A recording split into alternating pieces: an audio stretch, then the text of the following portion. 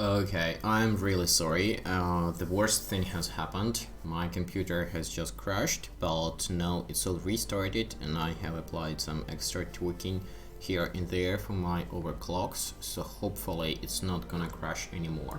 But if it's gonna crash, then Colorfit will be hosting instead of me, while I will be just spectating.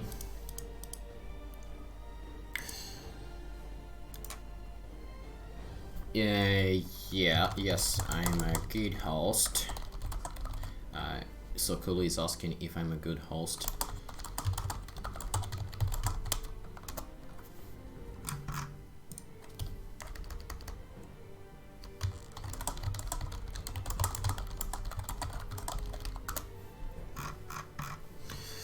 Okay, so the room seems to be populating pretty fast, and let's hope to get another game to spectate.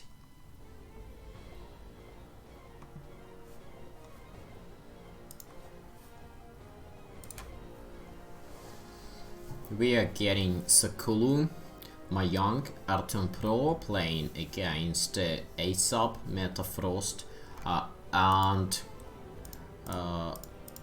there should be a Devil Walk as far as I know. 2 more slots. No, we need to kick these players.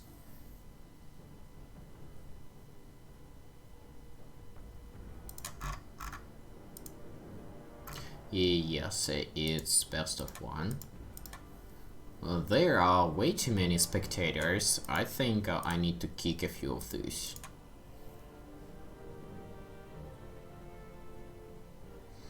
Okay, are the players coming or not? By the way, I don't know what are the nation settings for the players. Are they free to pick any nation they want? Colored Fate, are the players free to pick nations, or you pick nations for them?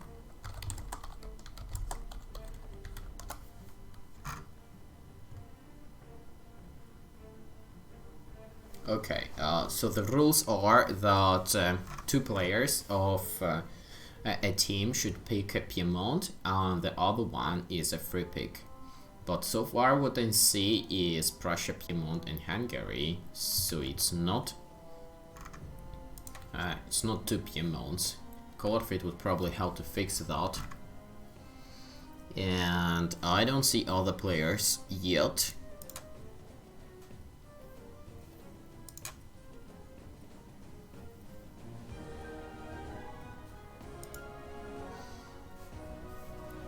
So we need ASAP, Metafrost and Forleon playing together.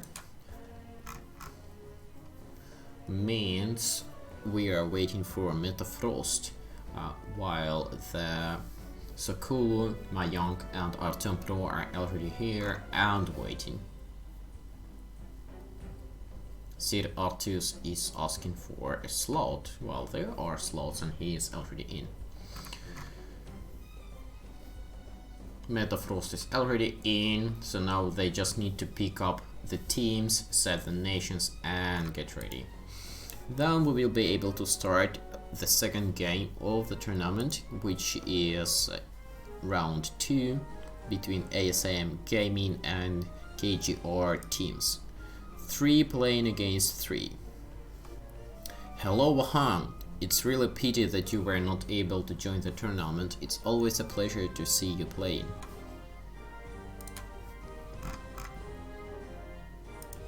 Stream is off. No, stream is not off.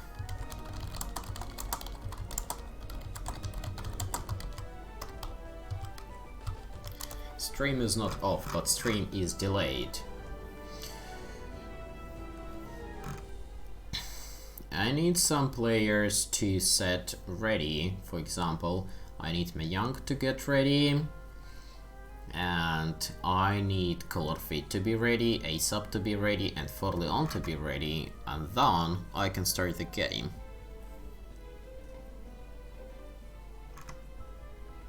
Come on guys, how hard could it be to set ready?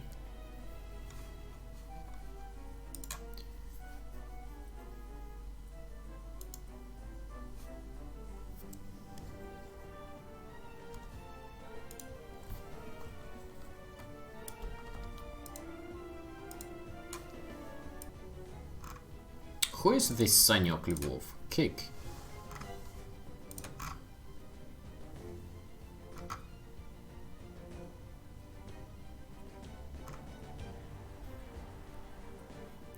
Come on guys, you need to pick the teams and get ready to play.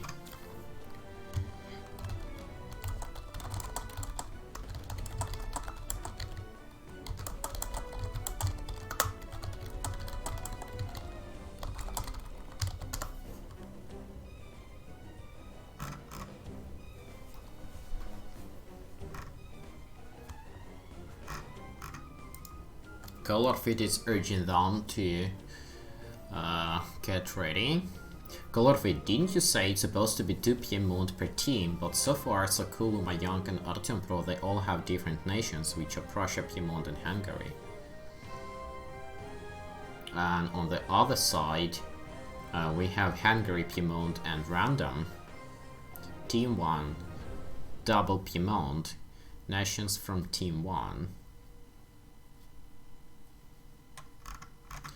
Prussia, Piemont, or Hungary, Piemont. Well, come on guys, you can fix it. I'm feeling itchy to start the game. Okay, now we have Hungary, Piemont and Piemont, and Piemont, Piemont, Hungary. All good. We are set ready, and we start the game. Let's hope everything gonna be alright this time, and we're gonna see good gameplay between two very strong teams.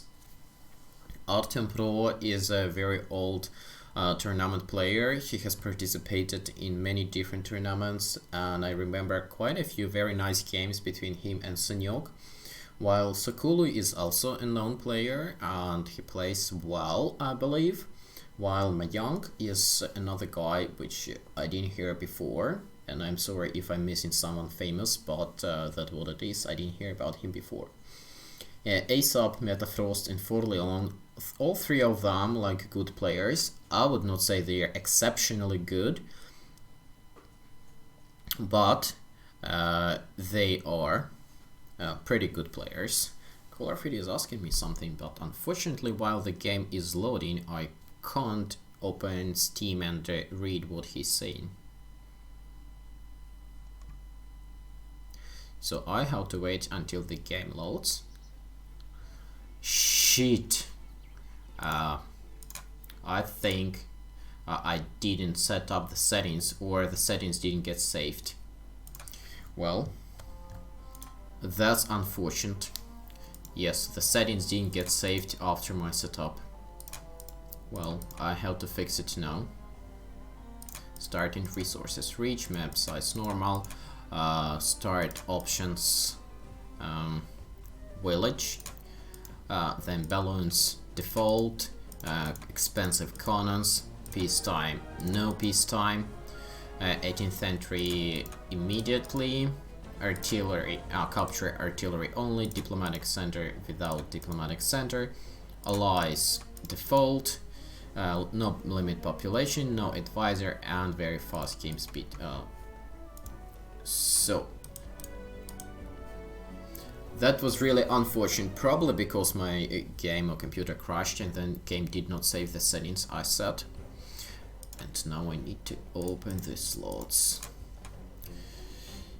Okay, so now we have hips. Let's see who is missing here. Aesop here, Artyom here, Forleon, Sokulu, Metafrost, Mayank. Who we are missing here? Artyom, Sokulu, Mayank is here. Now on the other side we need Aesop, Metafrost and Forleon. Aesop, Metafrost and Forleon. All are here. We just need a few ready and then we can go. Piemont, Piemont, Piemont, Piemont, Hungary and Hungary. Everything else is spectators, so all good. Now they just need to pick up the teams because Aesop is thinking about playing without any team. And Mayank is not ready yet.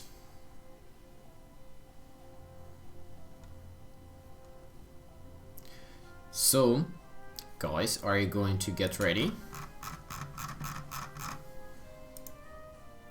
Village or default? I already have start options village, so that's alright.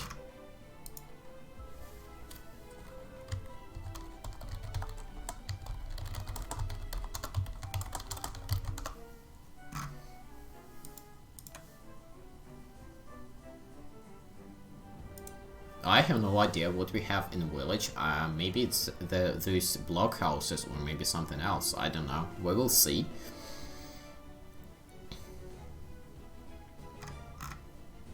You will find out. That's what Forfeit is about. He's making fun out of the players. ASAP, don't you think you need to get ready?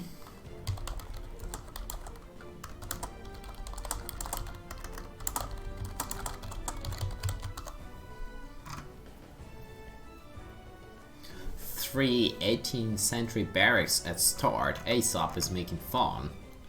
ASAP needs to pick the team and be ready. Maybe his game has glitched and... okay, so everything's ready now.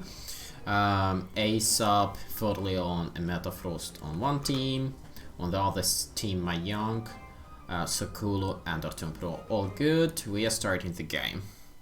Let's hope everything's gonna be alright this time and we can finally see the gameplay instead of the boring menu and some boring talk from me. While the game is loading, I don't dare to do anything because the game tends to crash if you alt-tab and do something outside of the game. Even though I have two monitors and I can read some information about the tournament and the players, so I'd rather wait for the game to finish loading. Or maybe I can use this pose to make a sip of my water. So, here we see what is a village. Village means you are actually getting a 17th century barracks, you're getting a town hall, you're getting the blacksmith, and you're getting a stable, also 2 houses. So that's what village means. That's very funny, and I would say it's nice. So, this time we have like mirrored location of the enemies. On one side here we have ASAP, Forleon and Metafrost, while the other side we have Mayang, Artem Pro and Sakulo. So, Artem Pro here is behind his allies in the corner, which should theoretically give him some kind of a development advantages, which is also applicable for Forleon. Let's see how they're gonna use this advantage. What we already see here, that Artem Pro is trying to reinforce his ally, Mayant, with some dragoons, which are coming from the stables. And he is getting his second 17th century barracks, his second and third town hall, and immediately going for the gold mines and the academy. Let me try to switch to Artem Pro. I think out of all the players, Artem Pro is the most interesting one to spectate right now. He has already discovered or scouted quite a big chunk of the territory around him, but somehow he's not getting the gold mine. I don't know why. The market is enabled and gold is the most valuable resource, so I believe it would be reasonable to get the gold mine, and that's what he's doing right now. These 5 peasants are going for the gold mine, while Sakulo is here producing some dragoons and pikemen as well, getting his academy. He has got also 3 town halls and 2 17th century barracks, which is not actually true about Mayang. So we can see that Mayang is probably the weakest player out of those 3. He does not have his 3rd town hall and he is just getting his academy. Probably he didn't do the trades well. He's trying to scout a little bit the enemy and meets with ASAP forces, so then retreats back. On this side though we can see that Forleon is trying to scout a little bit. Fodleon and Metafrost are joining the forces to go and attack Sakulu, while Sakulu is trying to threaten them on his own, and I believe they could sacrifice Sakulu to kill Aesop. I'm not sure if it's gonna be a fair exchange. If I would be playing on Artyom's side, I would rather see him sacrificing Mayank but saving Sakulu. I might be, of course, I might be wrong, but as far as I know, Sakulu is a better player than Mayank. And Sakulu was trying to build a palisade to defend himself, or at least to stay alive for a little longer, because the united forces from Fodleon and Metafrost are going to remove his base, and he should probably save his peasants while it's still possible. That's what he's trying to do, but unfortunately for him, Metafrost has hussars, and these hussars will chase and kill the poor peasants. While on this side we can see that Artyom Pro and Mayank are gathering forces together, and Mayank is lagging behind, not following with his pikeman, and Artyom might actually lose a bunch of his dragoons for no good reason. No, there is a good control from Artyom, and he is pulling back his dragoons, trying to cover. While Sakulu is basically dead, he tried to save some peasants and still has an option to revive himself because the base is not destroyed. While Metafrost is making a flank attack with his hussars. Probably he's gonna attack this chain of high dukes coming from Artyom's base. Let's see what's gonna happen over here. Here we see that Mayank, instead of defending Artyom's high dukes, decided to send his pikemen somewhere for no good reason. I might be wrong, but it smells like a GG for Aesop, Fodleon and Metafrost. They executed it pretty well, while Artyom and Mayank were a bit too slow to attack enemy. We can see those poor peasants are trying to find some way through the enemy and killing quite a few enemy pikes, but also dying themselves. Artyom has just got himself another staple, but it might be a little too late, and I hope Sakulu will be able to survive. For now though, what he's doing, he's just trying to distract enemy with his peasants, killing some of the pikes. I think he should take this peasant and send it to Artyom's base and try to survive somehow, instead of just sacrificing all of his peasants. On this side we can see that Aesop has gathered some significant forces of his high dukes and dragoons. Also, Fodleon is coming with a pikeman backup, which could be pretty dangerous. Unfortunately for Mayank, he didn't even get this gold mine, which is a very bad sign, means he's not as good as Artyom. And maybe Artyom could have taken this mine instead. Sakulu's base is completely occupied by the enemy, but he still tries to produce some units which are instantly dying. Metafrost has got a bunch of his hussars, which are probably going to make a flank attack to Artyom's base. I think Artyom has ordered a retreat for Mayank, including all of his peasants and pikes and dragoons, because there is no way they're gonna keep Mayank's base. Or maybe Mayank is retreating himself because he sees that there is no way he's going to stay alive in his base.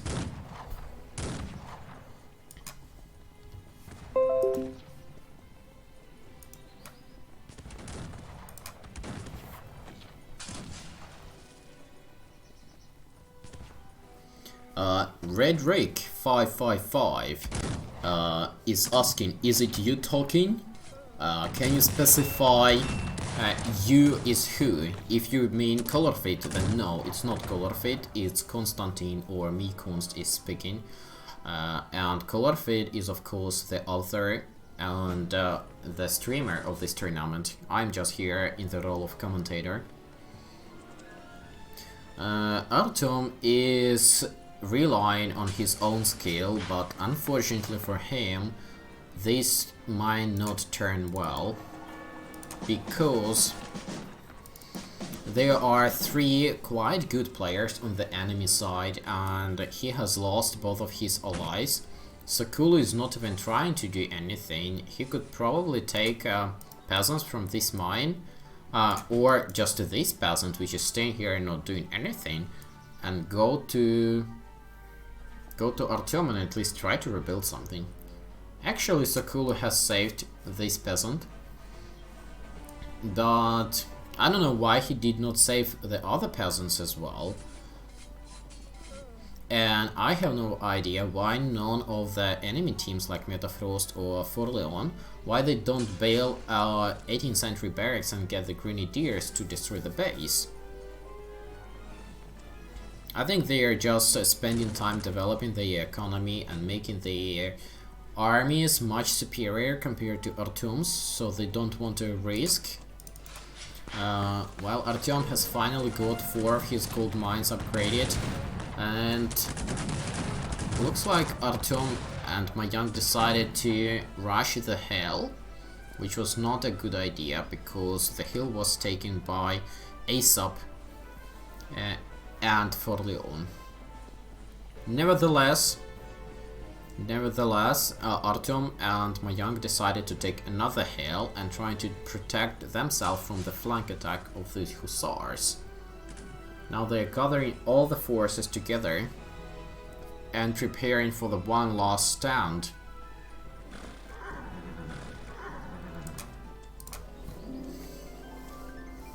Artyom actually has got 1 fire rate upgrade, no firepower upgrades yet. Let's see what we have for Aesop. Aesop has got all firepower upgrades and 1 fire rate upgrade. And also he has got all firepower upgrades in the barracks for his High Dukes. No wonder his High Dukes and Dragoons are so deadly. The only thing left for him is the 2nd fire rate upgrade, and then it's gonna be like fully upgraded High Dukes, and High Dukes are probably the best 17th century shooters if we do not include the cavalry.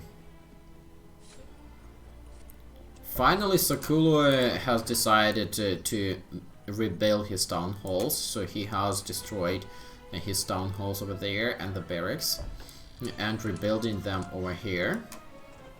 He has 2 peasants left and now he is building 2 more barracks, so they are trying to survive somehow, but too sad for this game and too sad for Artyom. It might be a little too late. I hope this game is gonna last for a little bit longer, because Artyom is a very good player and every now and then he is able to deliver a miracle. And even though he might not be able to win, but he might be able to get some very nice games and please us with his gameplay.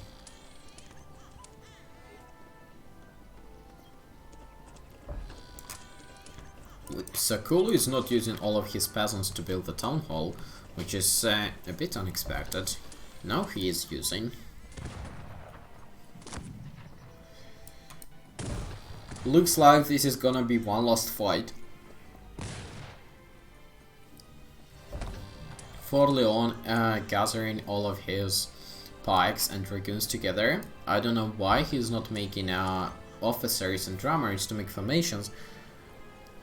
Artillery is enabled, but it's pretty expensive, and I don't see anyone having artillery so far. Maybe actually artillery would be a salvage for Artyom. But he's not getting any artillery depots. Let's see if Artyom has got any fire power upgrades. Yes, he has got 2 fire rate upgrades by now and almost all firepower upgrades. And my Yank is now going to lose his formation of pikes just for nothing, which is sad. And Metafrost has got lots of Hussars. I think this is definitely way too late.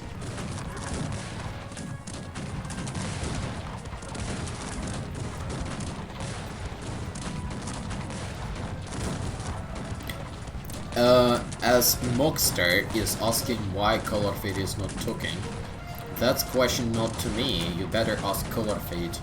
I was invited to this stream as a commentator and streamer, so that's what I can tell you.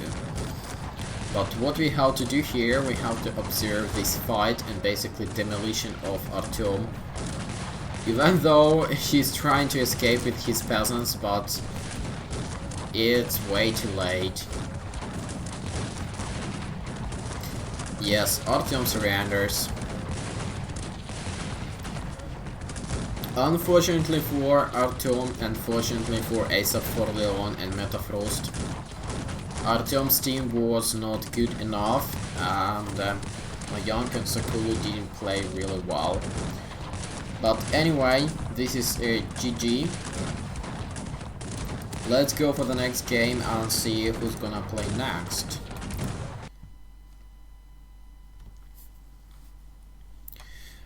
Colorfeed, could you please disclose such important information of who's gonna play next?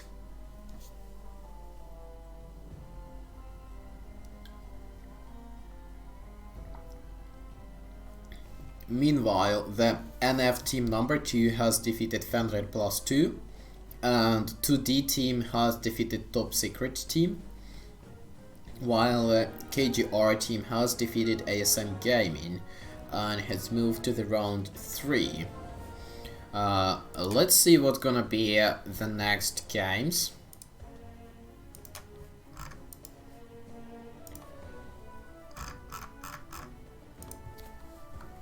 And I'm not sure if it's gonna be me streaming or it's gonna be Colorfeed streaming. And somehow I'm able to send private messages to myself in the lobby, which is pretty awkward.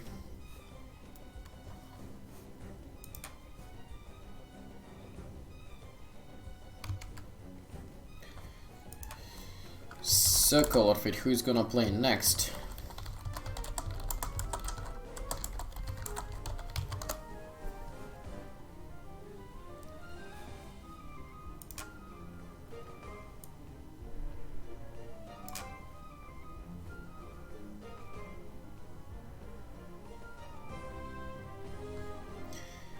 Patrick is saying that Spanish 17th century musketeers are the best, but slow production. Well, probably, but slow production means they are not the best. Maybe they are the best when they have equal number of pikes or musketeers, but due to slow production they might not be the best.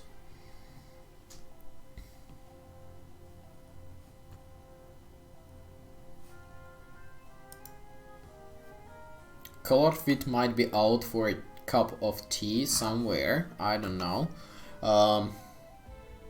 No, he's actually working on setting up the next game. But we can see from the tournament grid that the next game could be between Dark Horde and NF number 1, or it could be between Meme Team and NF number 2, or Believe First versus 2D. Let's see who is going to gather the players together and agree to play. Also, I'm not sure who ASM team is gonna be playing against in the losers round 1. And we also have 4 games in the losers round, which might be played out of the stream or might be played on the stream. That's up to Colorfeed to decide.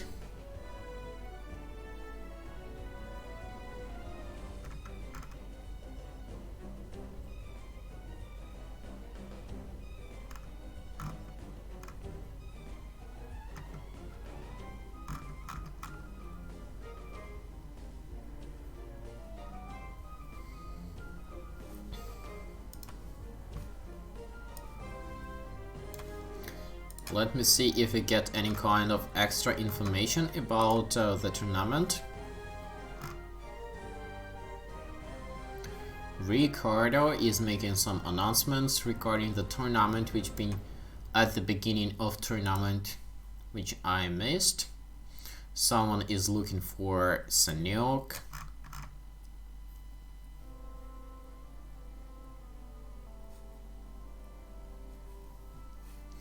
And Colorfit is trying to set up some games. So looks like we are going to host Dark Horde playing against NF number 1. So this is Winners Creed round number 1. Well, perfect. Creating room and opening the slots.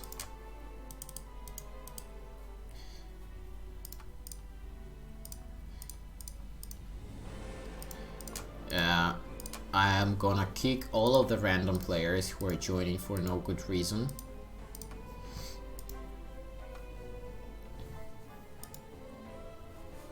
Let me check who is actually playing. So it's Dark Horde. It's Dandy, Vahan, but Vahan been replaced by someone, I'm not sure. Spartan. Okay, so this is a replay of another game which was disrupted for some reason, I don't know. And I was going to kick Dandy because he has modified his nickname to be Shiny Dandy, like a parrot, but apparently he is playing in the game and in this tournament, so I can't kick him. Well, I would probably have to settle with that. So it's Dandy and Spartan on the Dark Horde team and some other player, which I'm not sure who is going to replace Vahan, playing against Detrom, Bomb and Dr. K. Dr. K, Detrom, and where is Bomb? Are we missing him? Liberman. Who is this Liberman? Probably someone I have to kick.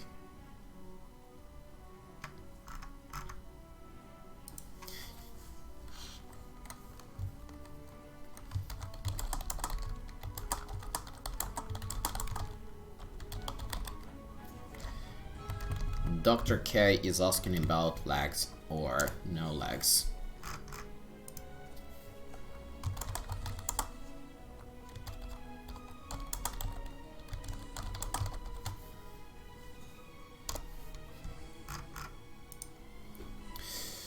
So this time it's gonna be Piedmont and Poland, I guess. Who's this Mr. Juicy? And on the other side, we also gonna get Piedmont and Poland. No spectator, no lag. Well, I guess we can kick off every spectator except Colorfit. If Colorfit gives me such permissions, I will kick all spectator except Colorfit and myself. While Stallman is complaining or stating that spectators are not making any lags. Maybe, maybe not, I'm not sure with this game.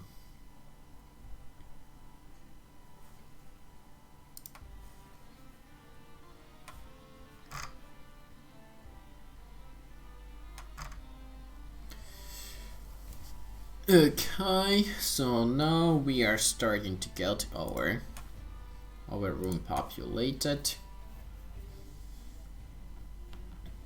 Poland, Piedmont and Piedmont. On other team we have also Poland and Piedmont. And we are missing one player who is gonna play on the Dandy and Spartan side. Who is this USSR, CCCP? Colorfit, could you please tell me who is going to replace Vahan so I don't kick the player if he joins?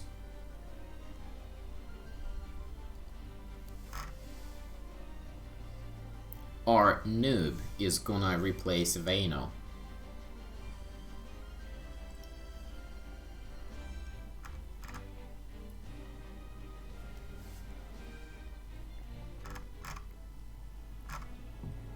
Okay, let's wait for him. Seems like Ricardo has started the game. Some Dragoon, which is also asking to be kicked.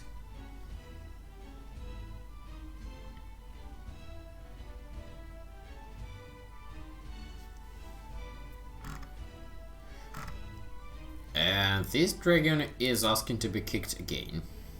Sometimes people don't understand that if they are kicked, they should probably stay outside of this room.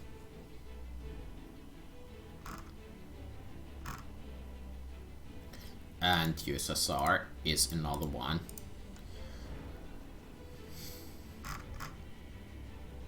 So, Colorfit is our noob coming. Okay, so our noob is here. That's good. Now we need him to pick the nation and pick the team. I guess he's gonna play as Piedmont as well, because there are already 2 Polands. And he has to pick the team too.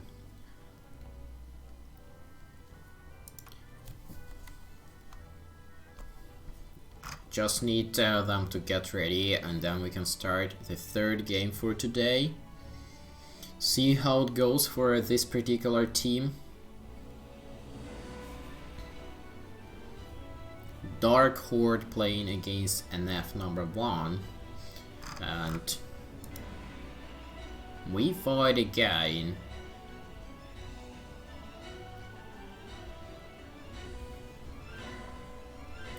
On the NF side we have Detrom, AACFC and Dr. K. Guys, you better get ready.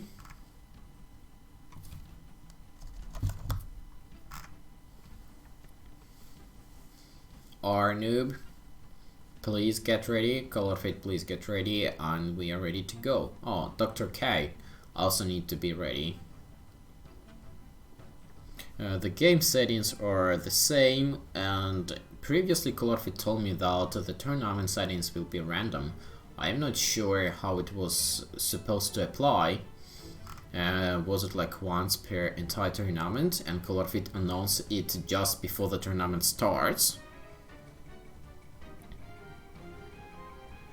So the settings he currently applying for this tournament are randomly generated by some kind of a script. But I'm not sure if the participants in the tournament were aware of these settings before the tournament has started, or it was...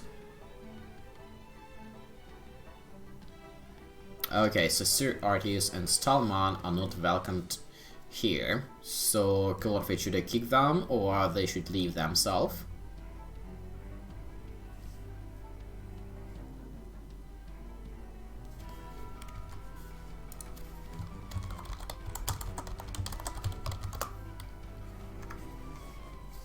In good quality.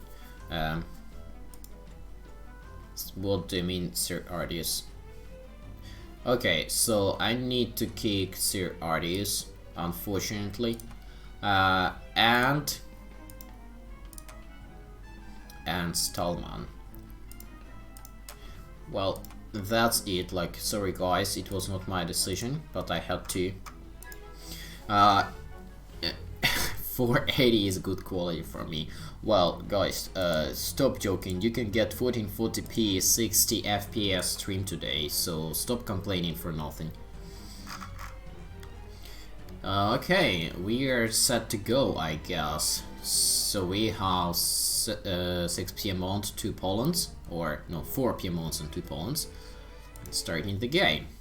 If it would be my will, I would probably also kick Dante, because he's modifying the game files to update his nickname color, which is causing some glitches in the game, but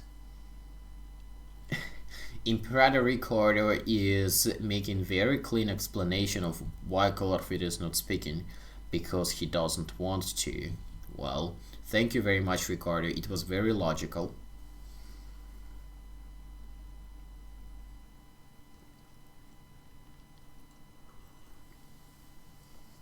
While the game is loading and we are looking at this boring screen, I'm taking some sip of my water. And what we see now that the team positions is even more awkward, I would say. So let's pick someone who we're gonna watch. So what we see here is the allies are definitely not together. On one side it's gonna be AACFC struggling because he is surrounded by the enemies from all sides. On the other side is KRS Dandy, who is surrounded from all sides and he's gonna be struggling. Let's see how it goes. Who should we spectate? Let's spectate our noob, if I can select him.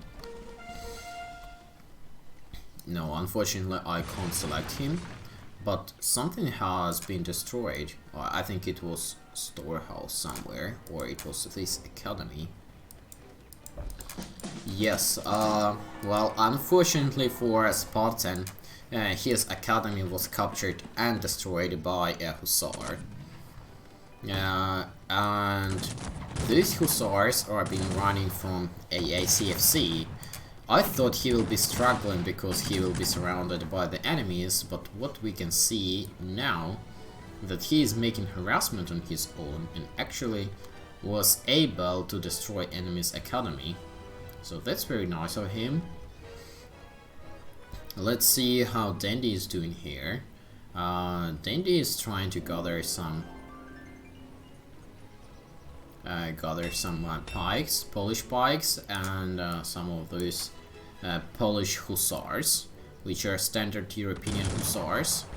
And ACFC is going to attack Spartan with his pikes, but Spartan has got musketeers and dragoons and is able to successfully defend himself, while ACFC is killing quite a few of the enemy peasants with his hussars. Yeah, here's pretty many peasants have died. Someone is getting for wind hussars, Polish wind hussars, very cheap to upgrade, but they are very long to produce. And here the gold mine was lost because this wind hussar has captured the gold mine. Let's see if this wind hussar will be able to kill this pike. Yes, he is able to kill the pike. So Dandy is playing through wind hussars. Let's see how many hussars he has. He has just 5 wind hussars. On this side we see that Dandy is making a push with his Polish pikes and making quite a good success. I thought he was about to struggle by being surrounded by the enemies from all sides.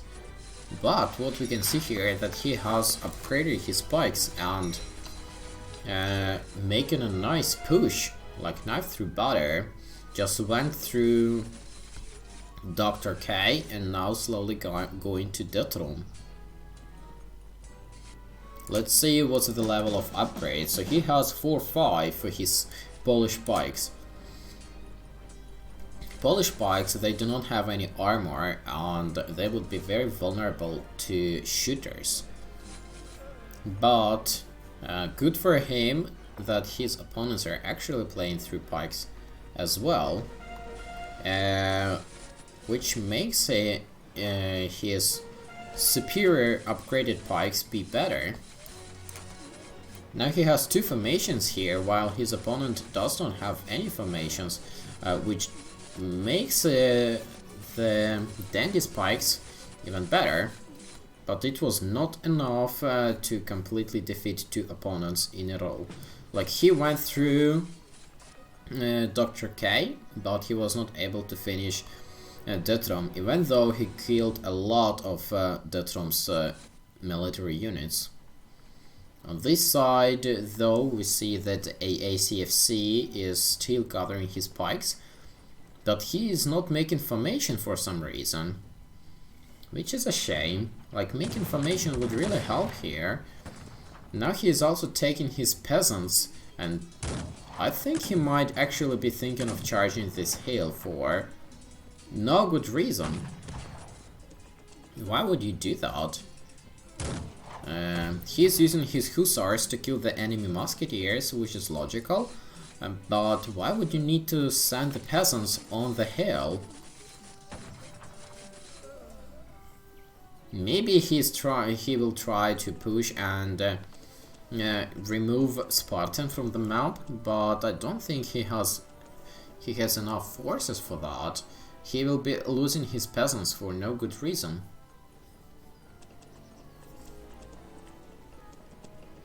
There is another fight going down there between Dandy and Dr. K, but we are going to watch this fight first.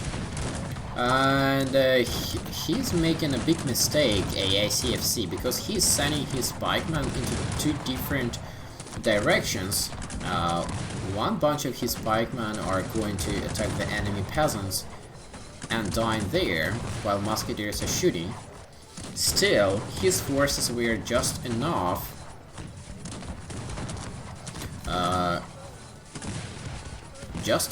to defeat Spartan. Colorfit reports that he has crashed, but the game continues, so that's good. We will finish this game, and hopefully next game Colorfit will not crash.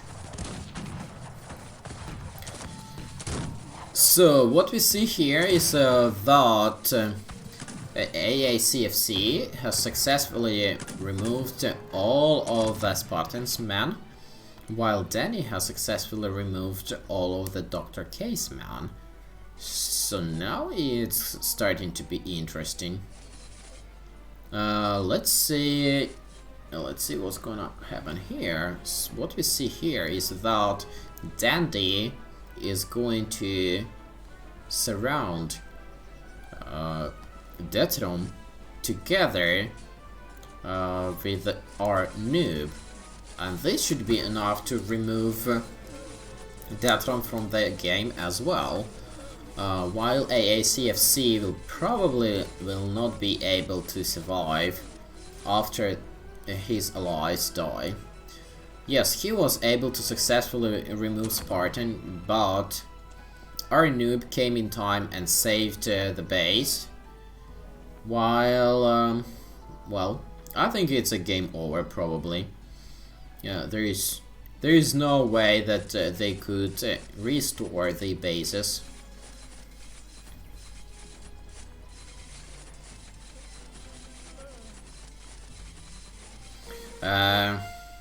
Dr. K is complaining about something, and I guess he's trying to write something in Russian, and I'm not going to read that shit, but if someone is interested, make a pause and read. But I think he is always trying to complain.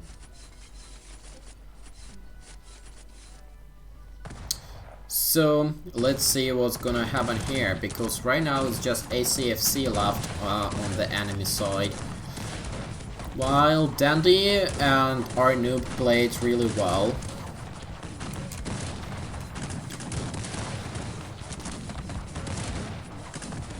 Yeah, we can see that our noob is a very good player, and he was able to successfully help on two sides. He helped Spartan to survive, and he also helped Dandy to remove Detrom from the map.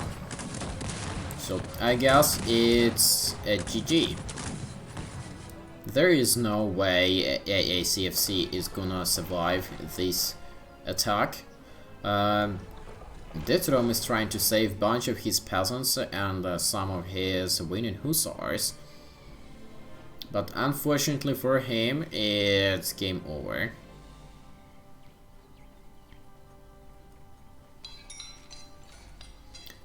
Detrom has removed his town halls and barracks, probably in hope to rebuild them behind AACFC's base, but I'm not sure if it's gonna change anything in this game. They are being slowly surrounded from all over the place. and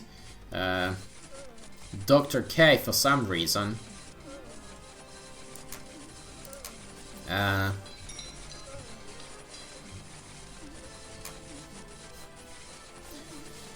Dr. K for some reason decided to build his town hall on the occupied base.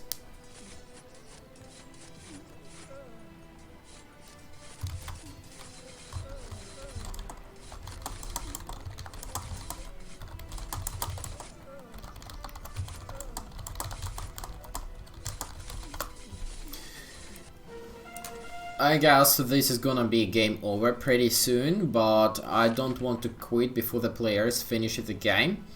Usually when host quits, and I'm currently the host, the game lags and they will not be able to finish the game properly and may need to actually restart the game. So I let them chance to stand till the very last end, even though... Oh, someone is making a pose. Why?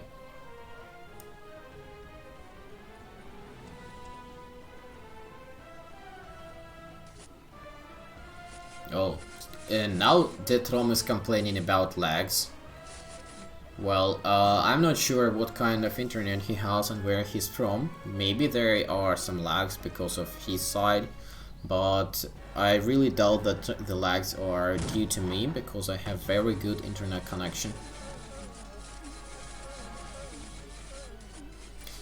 Yeah, AACFC base is now going to be destroyed as well. Danny was playing very good with his Polish bike, upgrading them till the top level and attacking in time. Also Arnoob did well. Dr. K has quit. Now it's just a matter of time till Detrom and AACFC quit. Detrom has quit. And AACFC is complaining about lags as well. Now he has quit.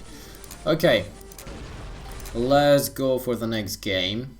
I really doubt that there been any kind of lags because they started to complain about the lags only when they actually lost. Now we are gonna host a game between Meme team playing against Top Secret team, and I have a very nice picture representing the meme team. And if you want to fix me saying Meme team, I know that it's not Meme, but I think it's funny to say Meme. That's why I'm calling them Meme team. Let me find the picture that's supposed to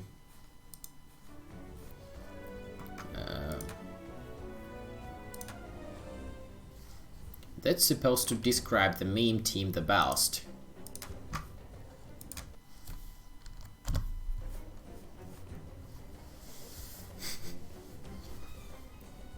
Well, that's definitely a very nice picture. Just give me a moment, I need to show it.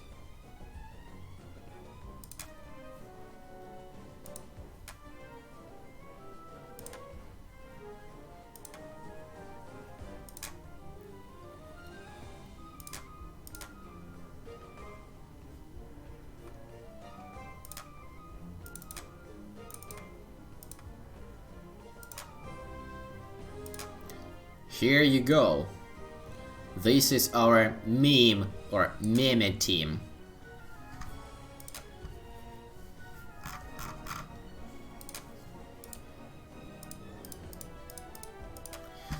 Let me read something about.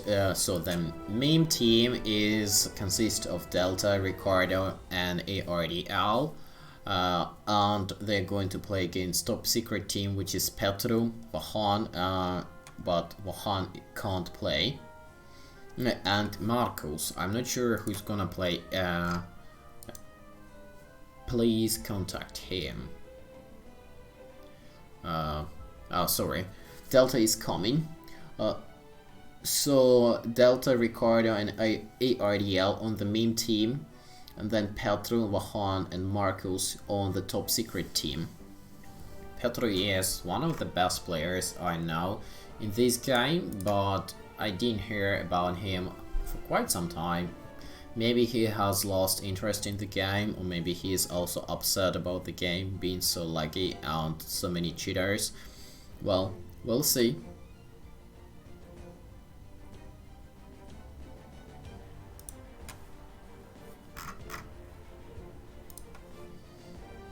Meanwhile, we can take a look at the grid again.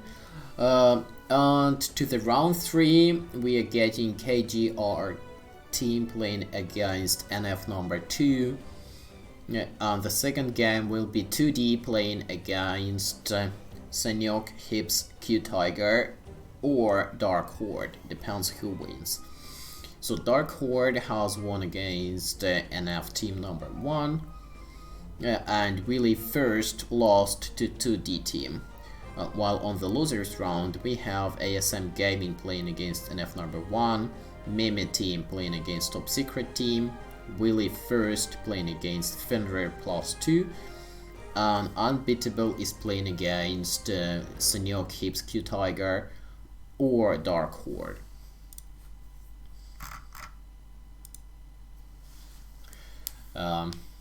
I'm not sure what kind of nations we are gonna play this time. So looks like this time we are getting 2 Piedmont and 1 Scotland.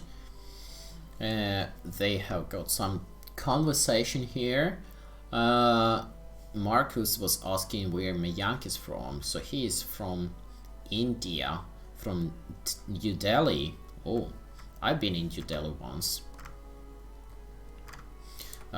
Maybe that will be a problem because I'm in Europe, and even though I have very good internet connection, it's still quite far from India. Oh, Vahan is actually playing. That's very good. Now Colorfits needs to get ready. Now we have Hips as a spectator. I know that Hips has his own YouTube channel. No, as far... Okay, so Colorfit wants Hips to go to his team and play with the Senyok Hips Q Tiger. So I will wait until Hips quit or I kick him.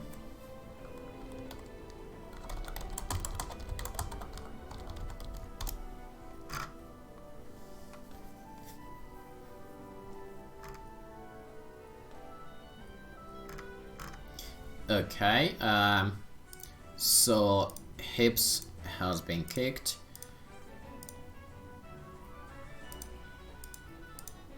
But he keeps joining. Okay, so we have Ricardo, ARDL, and Delta playing against Marcus, Petro, and Vahan. Piedmont, Poland. Piedmont, and Scotland. Is it okay to have different nations color fit? Piedmont. Okay, so that's alright. Then we start the game. So this time we have 2 Piemonts on one side, 2 Piemonts on the other side, and then we have Poland on one side and Scotland on the other side. That was confirmed by Colorfit that it's allowed. The game is loading, but while the game is loading, we take a look at the grid again.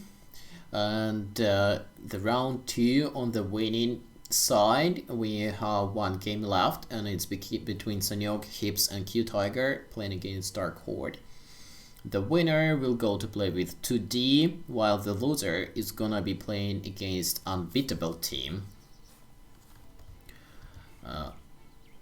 Okay, here we are in the game. And I guess I will be spectating Ricardo because Ricardo is fan of Scotland, and it would be nice to see what he's gonna play this time, if he's gonna play through Musketeers or Pike, because as far as I know, Scottish pikemen are also pretty strong and could be comparable with Polish ones. I can't guarantee you that though. Much better positioning. Let's see. Yes, positioning is basically mirrored right now. It's equal 1-to-1. And And we can see that Delta is being protected by his allies, and Vahan is being protected by his allies. So maybe Delta would have some advantages by being able to develop his economy better, and Vahan on the other side will be able to develop his economy better. While we are going to focus on Ricardo and see if he's gonna get the food production upgrades fast. Yes, I guess he has to get the market, and that's what he's getting right now. He has got 2 town halls, 2 barracks, and he's actually going for Scottish pikes. Scottish pikes are also not bad pikes, as I said, maybe pretty good ones even. While our other friend Petro, playing as Poland, is also going for pikes, and he's going for Winged Hussars. So he is trying to make some harassment with his Winged Hussars, and definitely will be able to capture this gold mine and probably that gold mine. So that would be well, not a big disaster, but still a little bit of annoyance for Delta. The biggest problem will be that this broken mine will stay here for a while, and he will not be able to build the gold mine in time. Also, he's missing 1 peasant over here. Let's see if Ricardo is going to get his 3rd town hall, because it's very crucial to get enough peasants. Instead, he is first getting his academy, and for the 3rd town hall he needs a bit more resources, which he doesn't really have at the moment. But his pikes are already upgraded to 5-5, and most likely he's getting his academy in order to be able to get the officer and the drummer to make formations. Let's see how it works for him, and he's getting the Scottish raiders, which are kind of 17th century hussars, and they are no, I'm sorry, yes, this one is a raider, but these are lancers. These lancers, they are like light cavalry, maybe like registered Cossacks from Ukraine, or maybe like Donskoy Cossack from Russia. I can't say for sure, but I know that Scottish cavalry is a bit useless. Petro is trying to run with his Winged Hussars and killing enemy peasants, also captured coal mine. So Petro is definitely playing very aggressive, and now he's trying to attack with pikes. I think I'll try to switch to ARDL and see how he is doing. He doesn't have a single upgrade for his pikes, so if now Petro gets into contact with ARDL, ARDL will most likely be dead.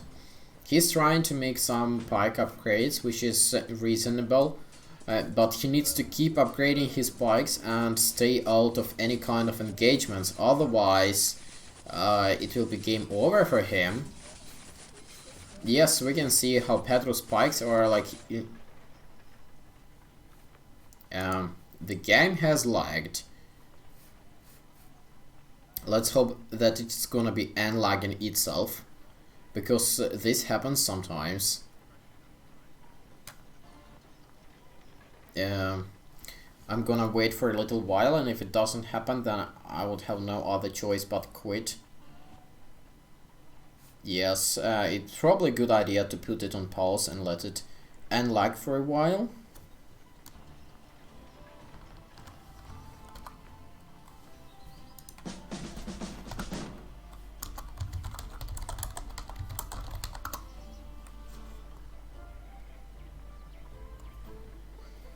Yes, it was very nice of Colorfit to put the pause for 10 seconds to unlag the game. but now it's starting to lag again as soon as it was unlagged. Well, it definitely didn't crash, and there is nothing wrong with the internet or computer. My CPU is chilling at like 17% usage.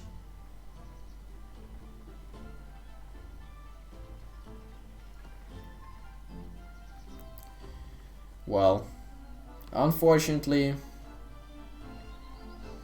I can't do anything about it. The most I can do is just wait.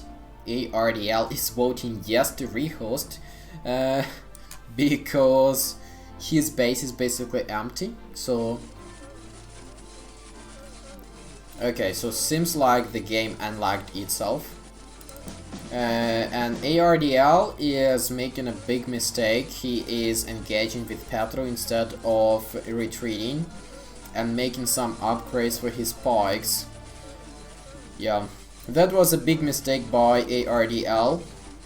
He should have retreated and made a few more upgrades, but only now he's starting to make upgrades for his spikes when he already lost the battle, and Petro is already sending a backup here. While the game keeps lagging hard. I don't see any network problems reported by the stream. CPU is chilling at 16-17%. Graphics card is also alright. So I can only say it's game. So what's happening on this side?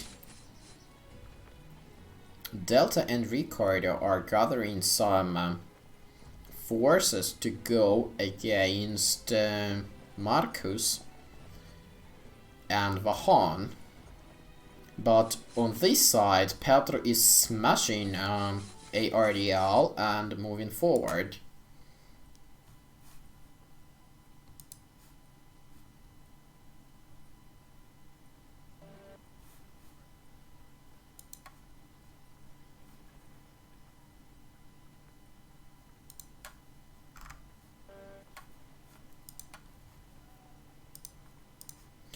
Well, I think it's pretty unplayable and we should do something about this.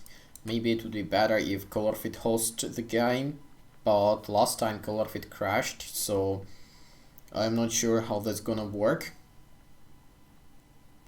So Petro is asking for a rehost. Okay. Well, I'm going to restart the game then, because it's definitely not playable. Unfortunately, I would probably have to kill it with my task manager because it's not doing anything. Yeah, fine. I'm restarting the game, and while the game is restarting itself, we can take a look at the grid again.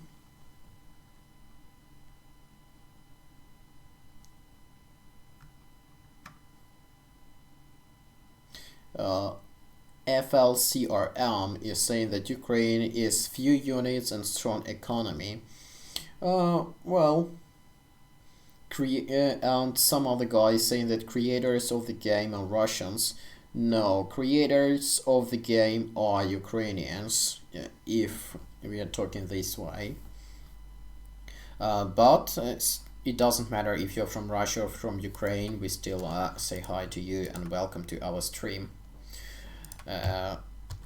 Let's see if I can host the game without any lags this time, or maybe Colorfit's gonna host it. Colorfit, are you going to host the game, or I should be hosting it?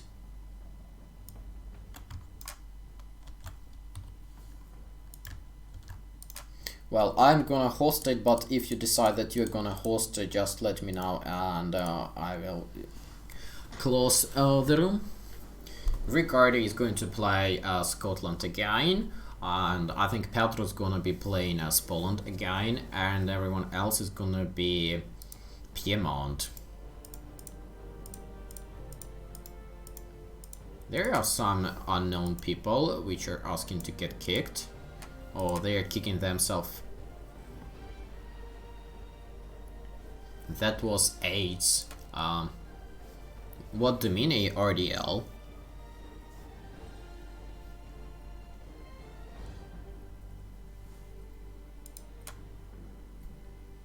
So this is once again our gorgeous picture of the meme team. But now we shall go back to the game.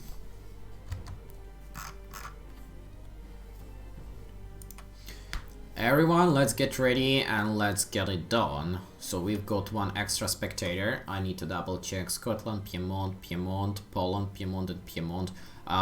Delta, you need to set the team. Yeah, okay, Piedmont, Poland and Piedmont. Well, no, there is something wrong.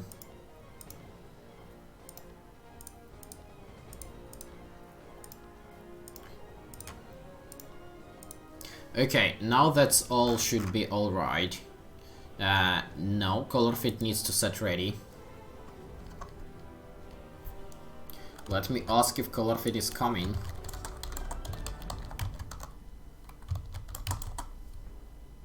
Okay, so...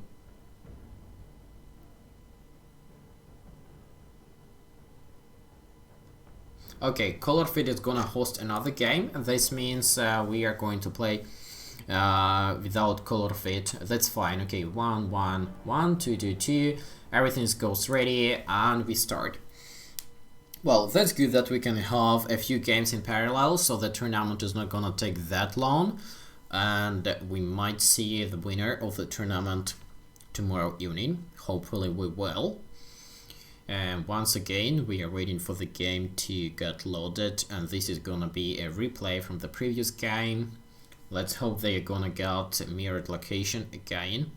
I'm not really a fan of those weird locations when someone is in the deep ass of the enemy team.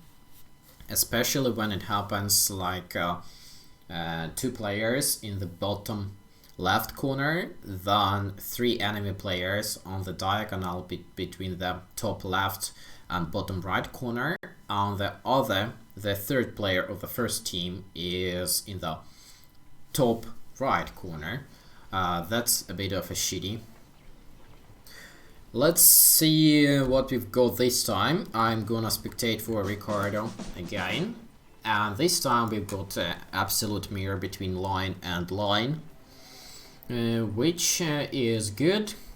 So no weird and funny stuff going on. Ricardo is going for Scottish Pikeman again, and ARDL this time is in the middle, so he could potentially get some help from Delta and from Ricardo. Let's see, where is Petro? So Vahan is in one corner, Petro is in the middle, and Marcus is in the other corner. So Petro will probably attack ARDL again. We'll see. And let's see if Ricardo is going to make pikeman upgrades as fast as he did last time. We can see that Petro is going for Wind Hussars immediately, the same he did last time.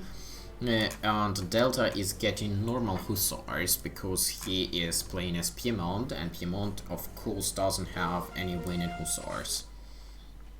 So Petro's Wind Hussar has died trying to make some harassment for Ricardo, which did not succeed, and now he's sending a few more Wind Hussars here and there. While Delta is making some harassment with his Hussars on his own.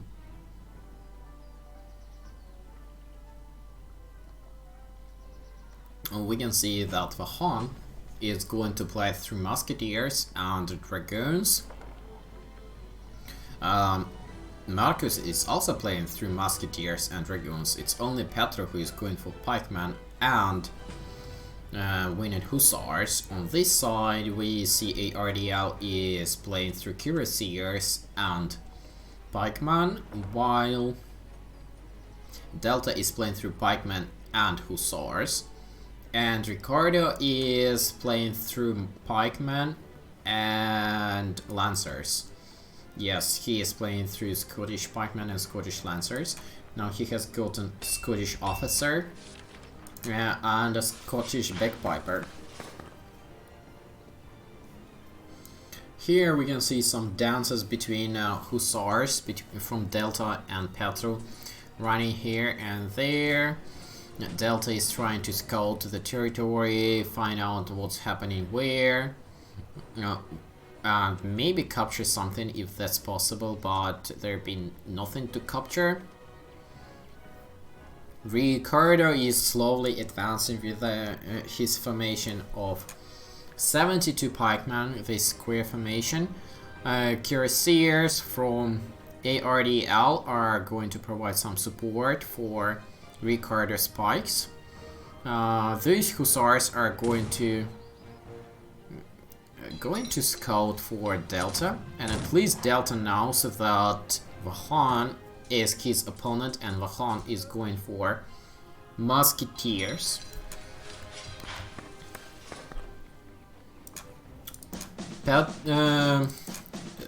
Ricardo has already got 4-4 for his Scottish pikes, and let's find out what Petro has.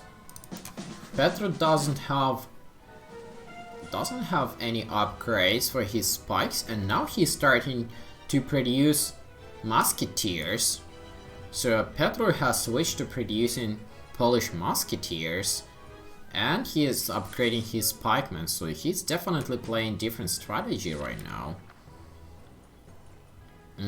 Delta is going to launch an attack, and Ricardo is up for something, but unfortunately ARDL is not following. And here Delta has to fight against Vahan and Petro, which is not a good idea. I think Delta should rather retreat back instead of fighting double forces. Let's see what they see. So Petro already sees, and Petro team already sees this approaching Ricardo. And this time Delta decides to charge the hill while Petro is following with his pikemen, and Delta is just retreating with his musketeers. Let's see if Delta is gonna be able to kill enough of the enemy musketeers, because Petro is coming up with his wind hussars, and now the pikemen will start to fight. So now the pikemen are gonna be destroyed by the pikemen and the wind hussars. They just distracted pikemen. Whoa. Delta probably has got a bunch of upgrades for his pikemen, and maybe even a cuirass, because he has defeated Petro's pikes and still have got enough to keep going. Meanwhile, here we see that Ricardo is coming with his own pikes, and ARDL also has a formation of pikes, and here is a piece of pikes which are going somewhere here and there for no good reason.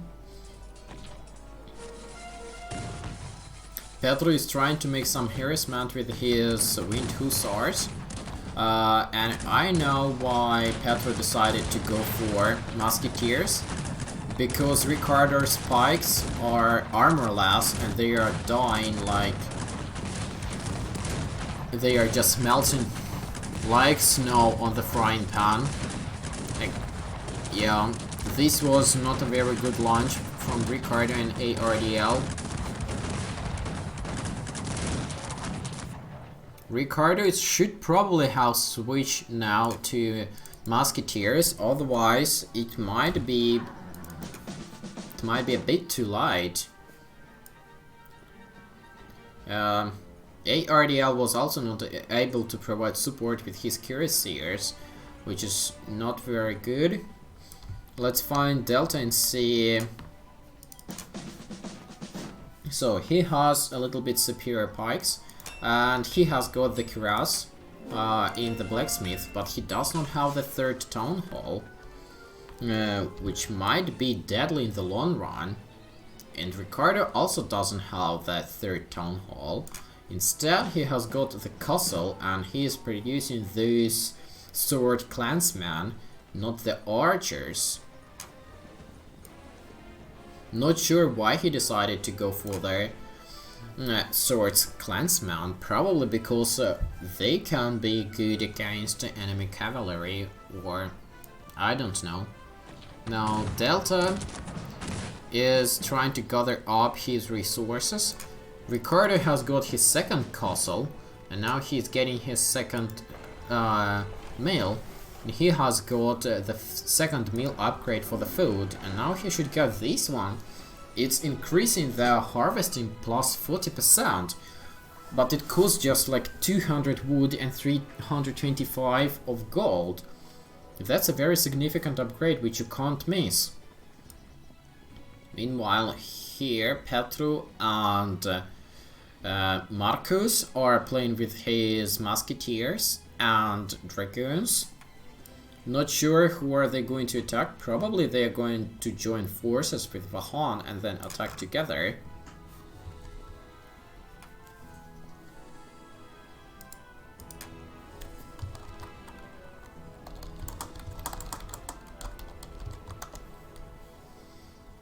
So far, they are just reorganizing themselves here and there.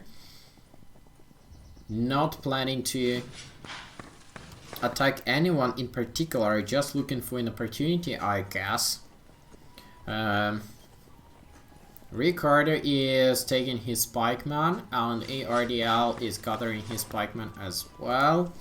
Let's see if ARDL has got cuirass. No, he doesn't have the blacksmith cuirass, and he does not have the stables cuirass. Oh, sorry, the academy cuirass. And he doesn't have any upgrades for his cuirassiers, but he has a few upgrades for his pikeman. Looks like Vahan, Petro and Marcus decided to attack all together and try to remove Delta.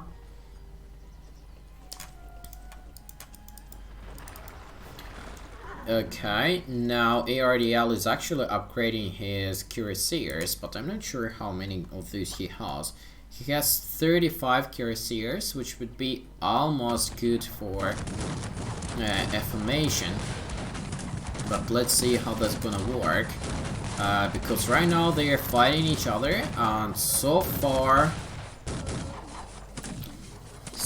we can see that Ricardo with his superior pikeman and with the armor from Delta was able to defeat enemy shooters, and Petro has to retreat.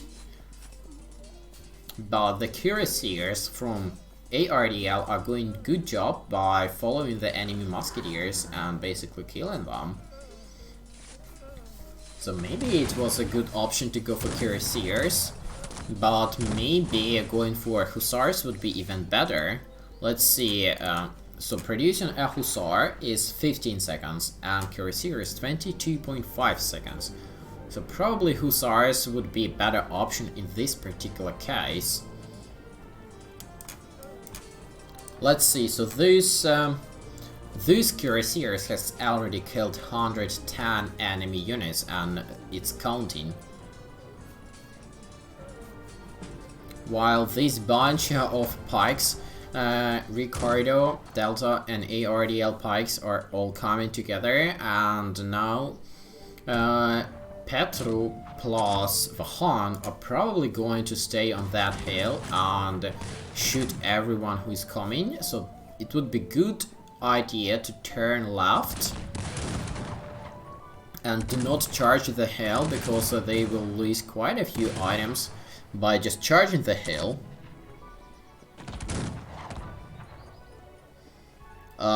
Zone is asking about what is the rule set. The rule set is pretty awkward. It's 3x3, 0 peacetime, 4k starting resources, 18th century immediately, and villages immediately. Capture disabled, expensive artillery. So, these are the settings. I have no idea why they decided to attack this huge amount of shooters. There is no way they could stand it. They should have retreated like long time ago. And now Petro, together with Marcus, will just follow them with the dragoons and shoot all of these pikes. That was really bad. Ricardo is sending some units up north. Unfortunately, Marcus has enough musketeers and dragoons over there. So I don't think it's a good idea to send the clansmen and the pikes, the Scottish pikes, against these. So now ARDL is trying to retreat, but unfortunately it's a little too late, and he does not have any kind of shooters. Also, diplomatic center is disabled, so there is no way to get emergency help in form of mercenary dragoons. So I might be wrong, but it looks like a game over for Ricardo, ARDL, and Delta, because their enemies, they all have ranged units, musketeers and dragoons, while all of the Ricardo's players, they all only have close combat units like pikemen, cuirassiers, hussars, and clansmen, which are going to die pretty fast.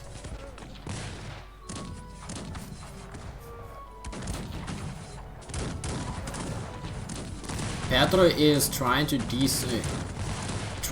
discard the clansmen from attacking the enemy musketeers with his hussars, and doing it pretty well, waiting for the other hussars to come from the behind. But it's just way too many of them, and those clansmen would not be able to kill enough to justify this sacrifice. The clansmen are very good units, especially if you can deliver them to the enemy shooters, but unfortunately this time they've been surrounded by them dragoons and musketeers from all the sides, so they didn't have any other choice but to die. And Ricardo is still being stubborn by not switching okay, so he has finally switched to the musketeers. That's the only option they can survive if they have enough time to develop the shooters. Let's see what ARDL is doing. He is getting the 18th century barracks, and he's getting 2 18th century barracks. He has got the shovel build construction upgrade.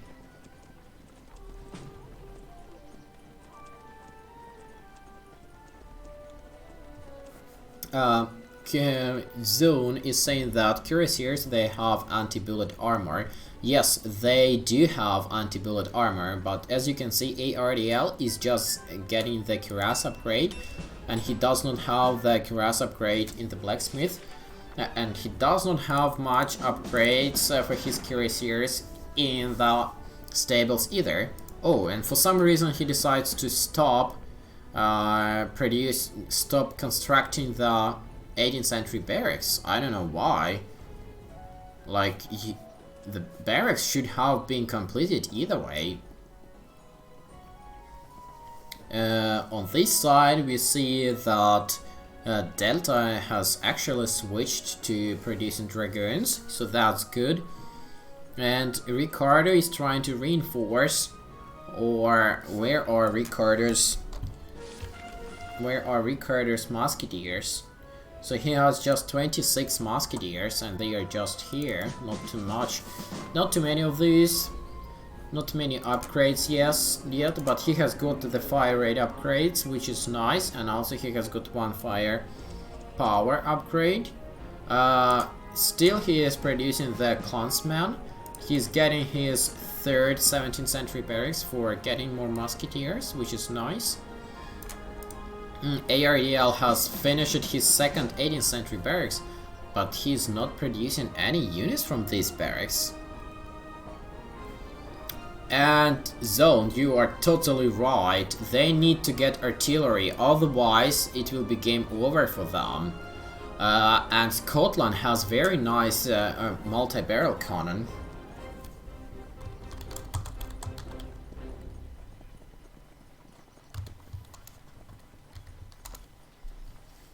Let's see if Ricardo has got the foot upgrades. Yes, he has got this foot upgrade, but not these two.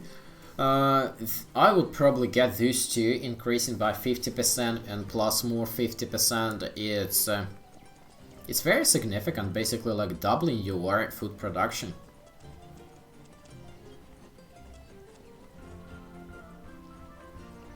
Looks like they have decided to fight just in the middle of the map.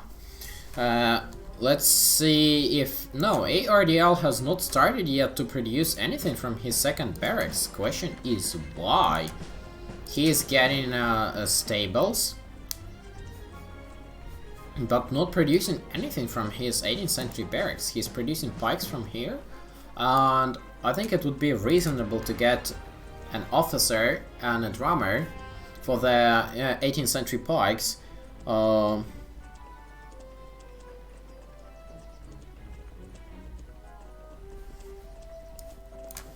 And then make a formation so the pikes get to the formation bonuses. Now ARDL has a stable which doesn't produce anything and barracks which do not produce anything. That's sad. And Petro is trying to make a harassment with his hussars, winged hussars. Let's see if Delta will be able to defend himself with his peasants and pikes against this bunch of winged hussars. Looks like these winged hussars are way too strong for the peasants. And Delta is going to lose most of his peasants, if not all of them. That's sad to see. Let's see what Petro did. Yes, Petro has got complete upgrade for his winged hussars, and he also has got the harnesses upgrade, so he is going to get more of these hussars. Delta is trying to gather all of his remaining units to try to clean his base against enemy hussars, but it's pretty pathetic to see like a bunch of these hussars. Like how many of these? Oh, actually Petro has made a formation out of these, so it was something like 40 hussars in total. They just wiped out entire population which left on the base of Delta. This is how these hussars could be deadly when they are attacking non-armored units. They should have sent some backup, like for example, Ricardo can send his clansman, which would probably just remove all of these hussars. And someone has got artillery. Is it Petro by any chance? Yes, Petro has got 3 cannons. And now they are going to charge the hill. That's probably the end of this game. Like, you should never charge the hill, especially when your enemy has artillery and the shooters. Let's see how it goes though, because Ricardo has got some of his musketeers. And we can see that some of the enemy pikes are actually able to come through to the shooters, not that much though. Yeah. Unfortunately, as I predicted, it's a game over for Ricardo and the teammates.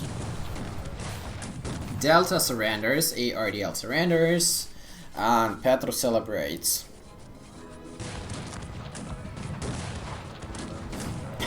Ricardo, a good way to turn off the light. The multi-barrel cannons are coming. Let's see if these cannons will be able to shoot.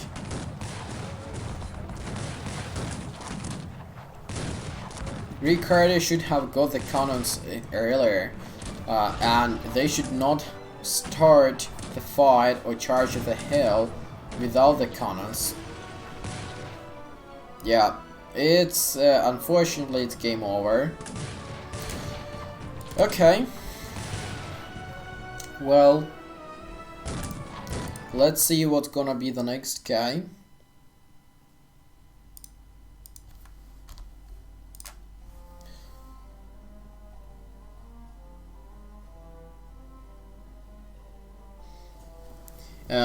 Yes, Zone, I completely right with you. They didn't have that much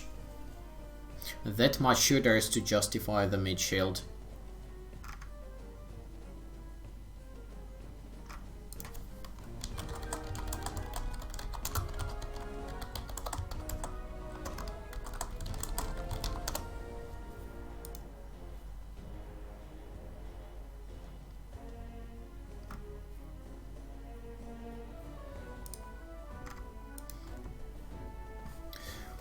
Well, let's see what we got here.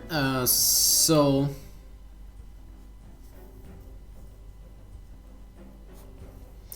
maybe Colorfit can schedule another game, and I'm not sure what background games been played before, but let's see what we've got on the grid.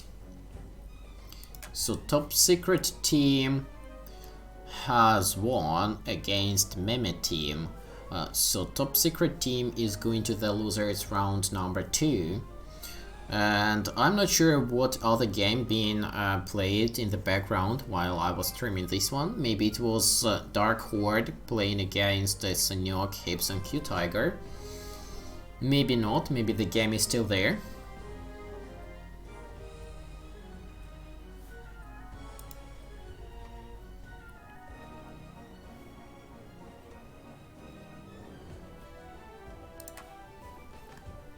Basically what we have to do right now, we have to wait for someone who is going to play in the tournament and then join the game and host it.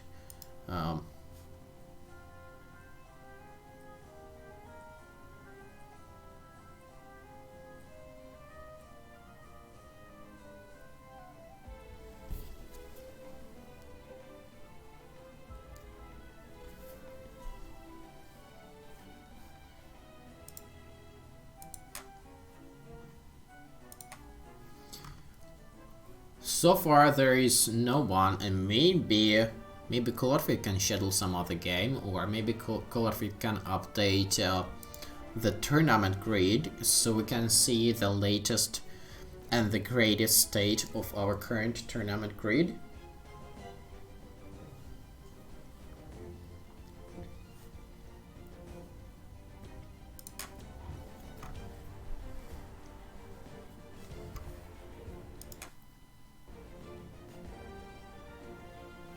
Okay, I think I'm starting to get the game lag again, thus I'm going to reload my game just in case of something. Or restart the game, not reload. But anyway, I'm restarting the game. Let's hope there will be no lags, no crashes. Colorfit, who do you think is supposed to play now?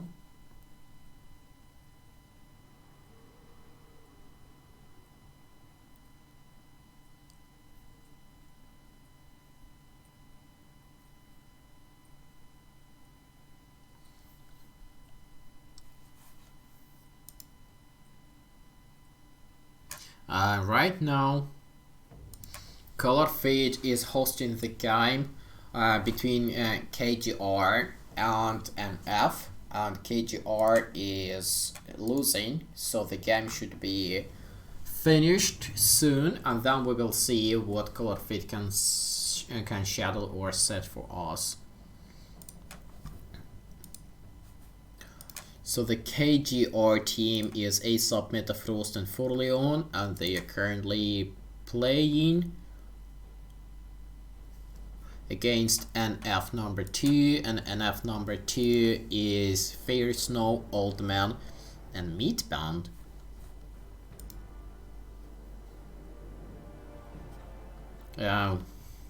Was Fair Snow replaced with Baton?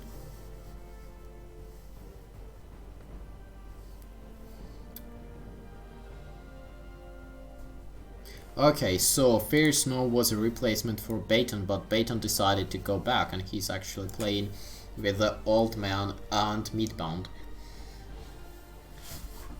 So the NF number 1 team is out, as far as I remember, but NF number 2 is still in the game. No, NF number 1 still has a chance to go through the losers bracket.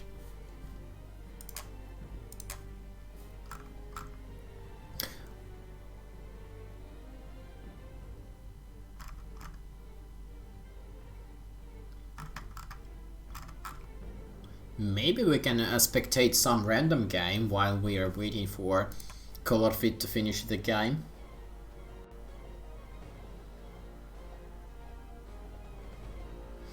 Ricardo is explaining his tactics, that they tried to go for the early melee aggressive tactic and almost got it. Unfortunately, it was just almost.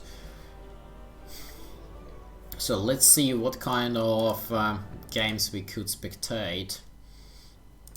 There is some kind of a battle game. Unfortunately, I can't be a spectator in the battle game or like historical battle game. But maybe I can get something like 10 minutes peacetime with no artillery. This has just 2 players.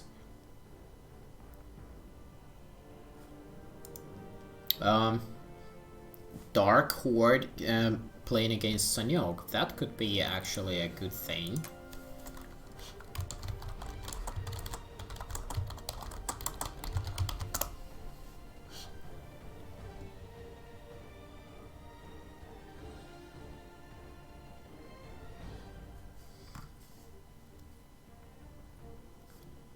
And who is hosting the Dark Horde against Sanyok? I don't see any game hosted. Okay, so they are going to rehost. So something has happened there, and I think I will be hosting instead for them. So let's host a game for them. It's gonna be Dark Horde.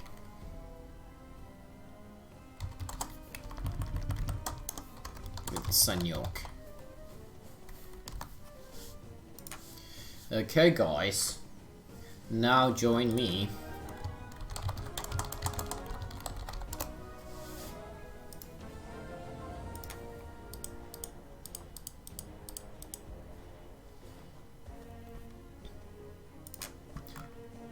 Let's see if they're gonna host their own room or they will join me. We'll see.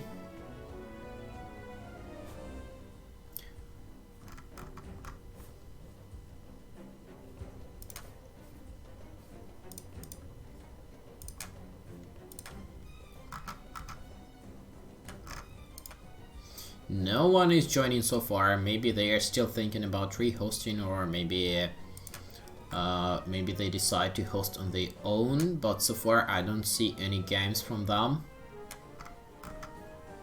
Oh, they are asking me to join the other room, but Colorfit told me to host.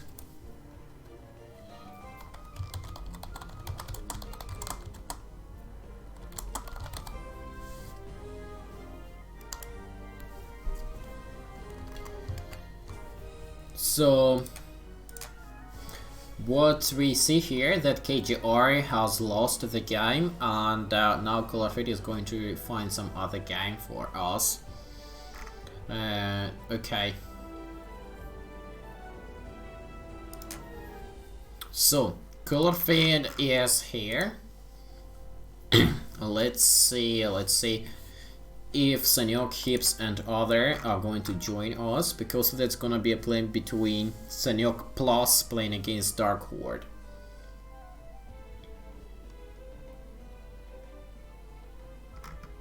So far I only see a bunch of random games and no Sanyok and no others.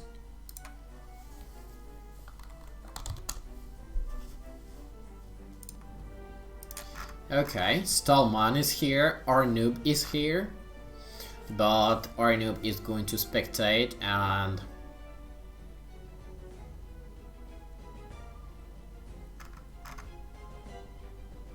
Sanyok is playing is Dandy. Okay, so they are not rehosting. Well, I think I'll close the room and ask Colorfit what to host next.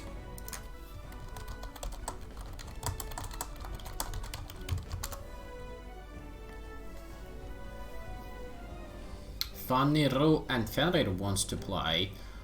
These two are pretty good.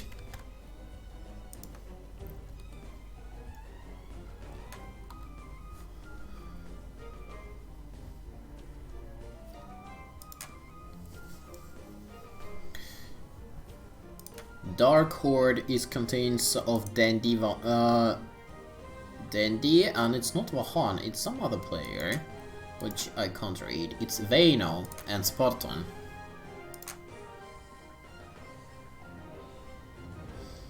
Okay, anyway, we are waiting for an announcement from Colorfit to see who is gonna play next and play what.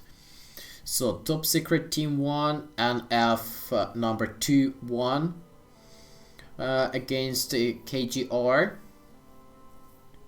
And 2D defeated Willy first. So now we are waiting for a few more results and see what we can schedule. We could technically have Sanyok, Hips, Q Tiger playing against Dark Horde, but they are still playing. I thought there is gonna be rehost, but there is no rehost. So we probably should wait or host a game between ASM Gaming and number 1 and F. Or we can play the game between Willy first and Fenrir plus 2. If they didn't play yet, maybe they played behind the scene. I am not sure actually. Yes, I can host. Okay, Faniru playing against Fenrir. What those teams are. So Faniru is Willy first and Fenrir. What is Fenrir's team? I can't find it. Is it Artyom? Okay, anyway. I'm hosting whatever Colorfit is telling me to host, so creating a room for Faniru versus Fenrir.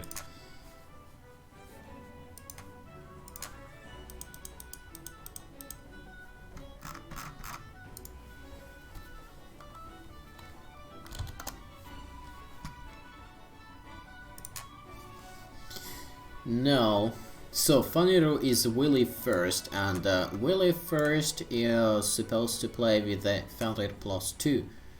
Fenrir plus 2 consists of Fenrir, Vladimir, and Dzidz, or I'm not sure how to properly say that name of a GT clan member.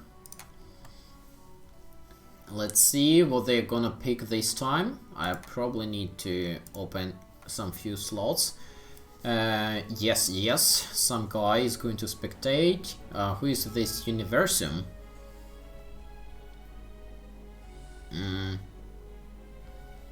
Colorfit is Universum is replacing someone because it seems like he is going to play, but I'm not sure on which side and why. And some Cisco guy, which is definitely unknown, so he shall go. That's exactly what he did. We are missing who we are missing. We have everyone on the Fenrir plus 2 team, but also we need Faniru, we have him, we need Pansirko, which we are missing. And we are missing Soldier. Or yes, we need Pansirko and Soldier, which are not there, but we have Universum. Is he going to play or not?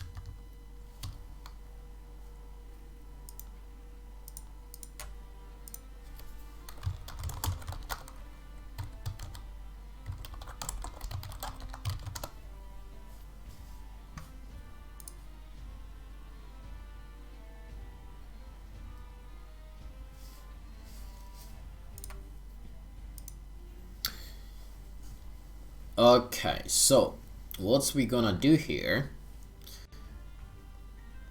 The Lord Colorfit is gonna tell us now.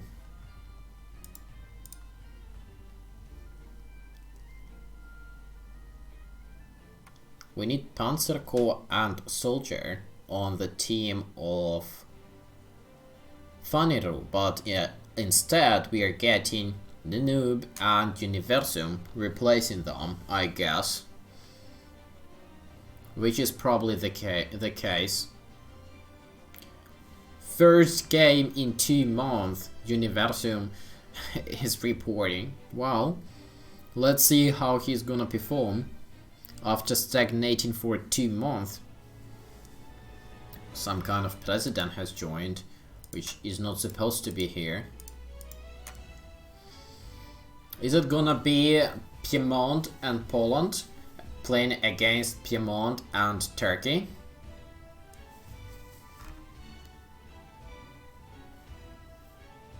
There can only be 1 replacement per team. So Faniru needs to find Panzer Corps or Soldier. There is 2 replacements here, so yeah, like more than 1 player is replaced per team means more than half of a team is replaced. So I'm not sure what's gonna happen here. Maybe Colorfit decides to cancel the game or defeat Faniru teams.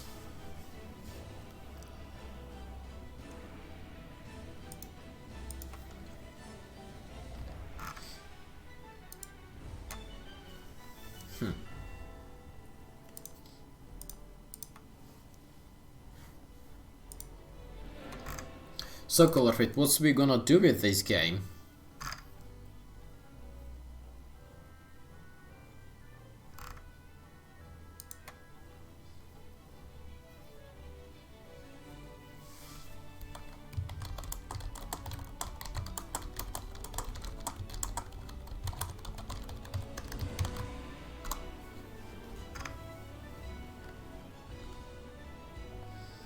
Okay, Noob is ordered to replace Vayno for the rest of the tournament. Now we have Voin. I think it's another YouTube streamer, Union Voin. Let's see if he's gonna go to spectator mode, otherwise I'm gonna kick him.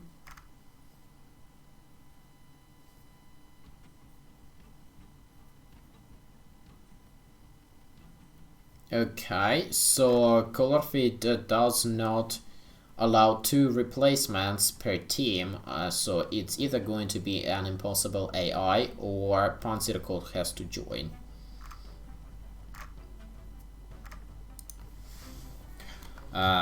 Void, spectate or kick.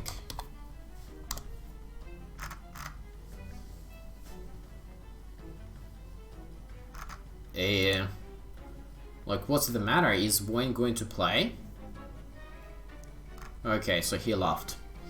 That's fine.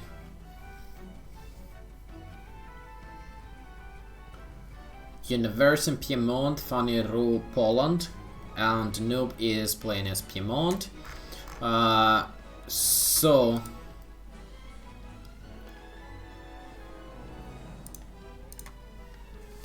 I think Universum is gonna be kicked because we can't have 2 replacements per team.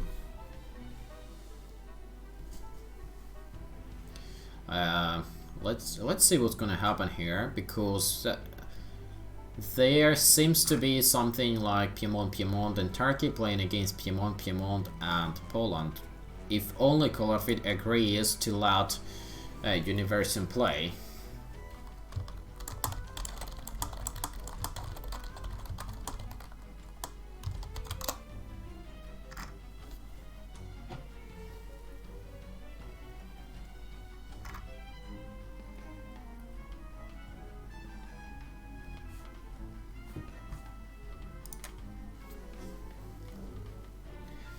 So Sanyok, Hips and Q Tiger, they have won against the Dark Horde team.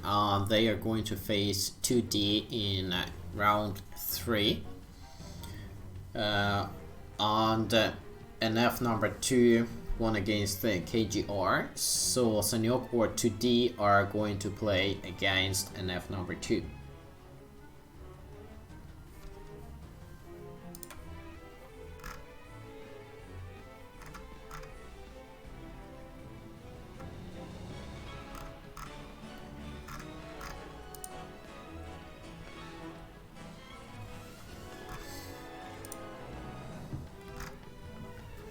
Looks like Universum is gonna be kicked. And what shall we do? Vladimir is asking because they have to play, they want to play, but Panzer Corps has disappeared, unfortunately.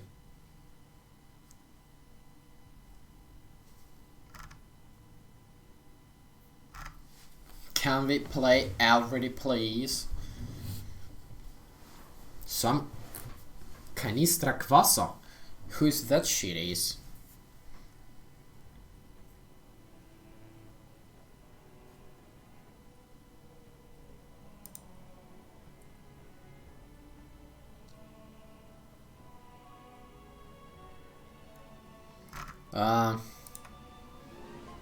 Well,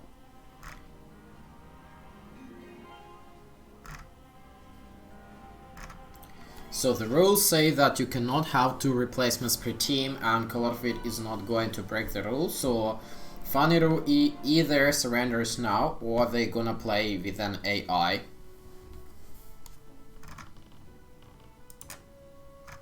Okay, Faniru surrenders. That's sad, but I understand him. Like it's not really interesting to play when you have an AI.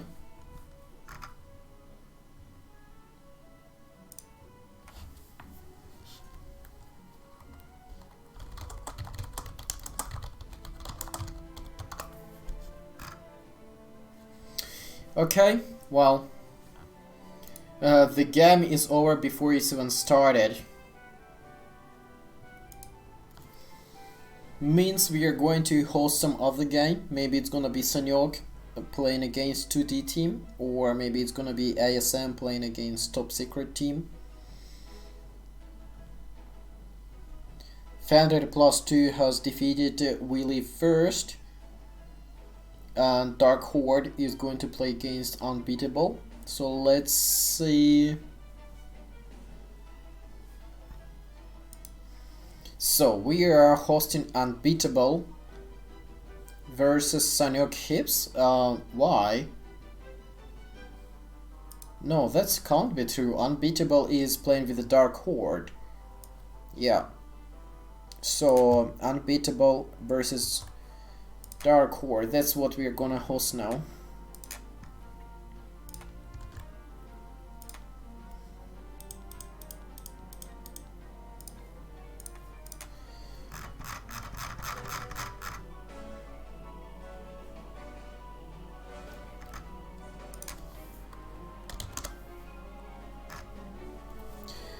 Dark Horde and Unbeatable.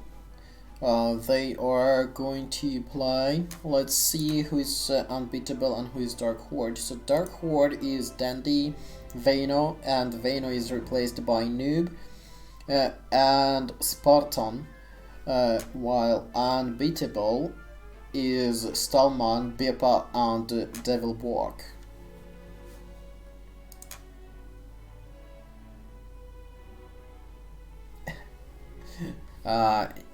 Sorry Zone, I'm not sure if we are starting because we are still gathering players to play, but this time we are getting Unbeatable playing against Dark Horde.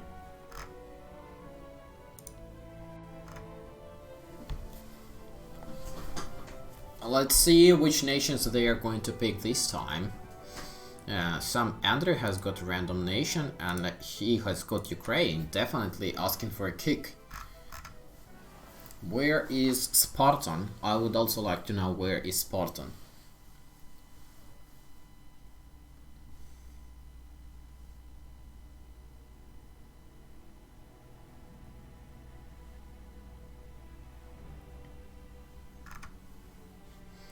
Okay, guys, can we finally gather up ourselves and start playing?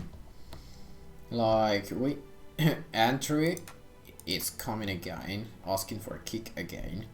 Oh, some Basili. Who is Basili? I need to kick this guy. Stallman, Beppa and Devil Walk, they have already set the teams and the nations a part of Stallman. But Noob and other players are not yet there. So Color Feed is a spectator, me is a spectator, Faniru is a spectator. Or maybe I should also kick Color Feed because Color Feed is not spectating right now.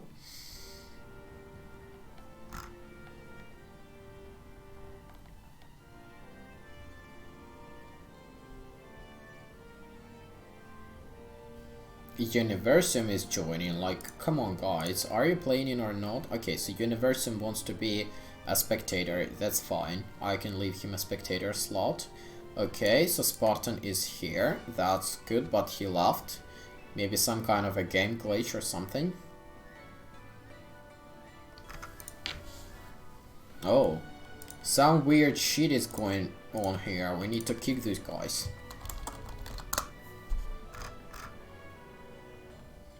Beppa is asking to start.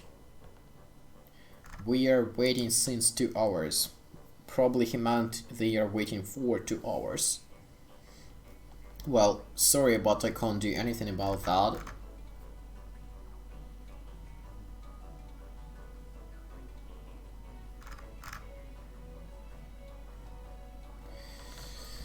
Okay, so can we finally get this game started?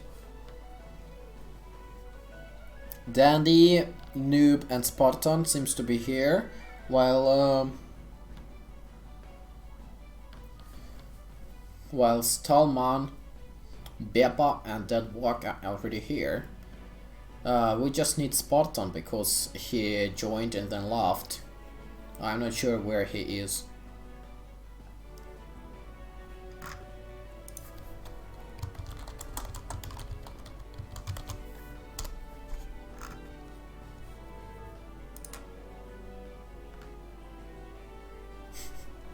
Pierre, well, I could try to tell him it's Sparta, but I'm not sure that Spartan would like to join Sparta.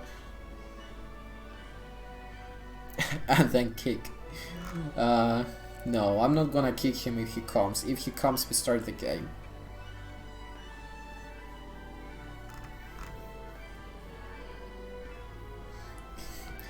It's Spartan or Spartan.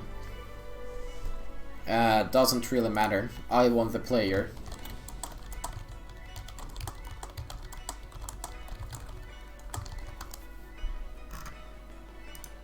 Who is Sarek?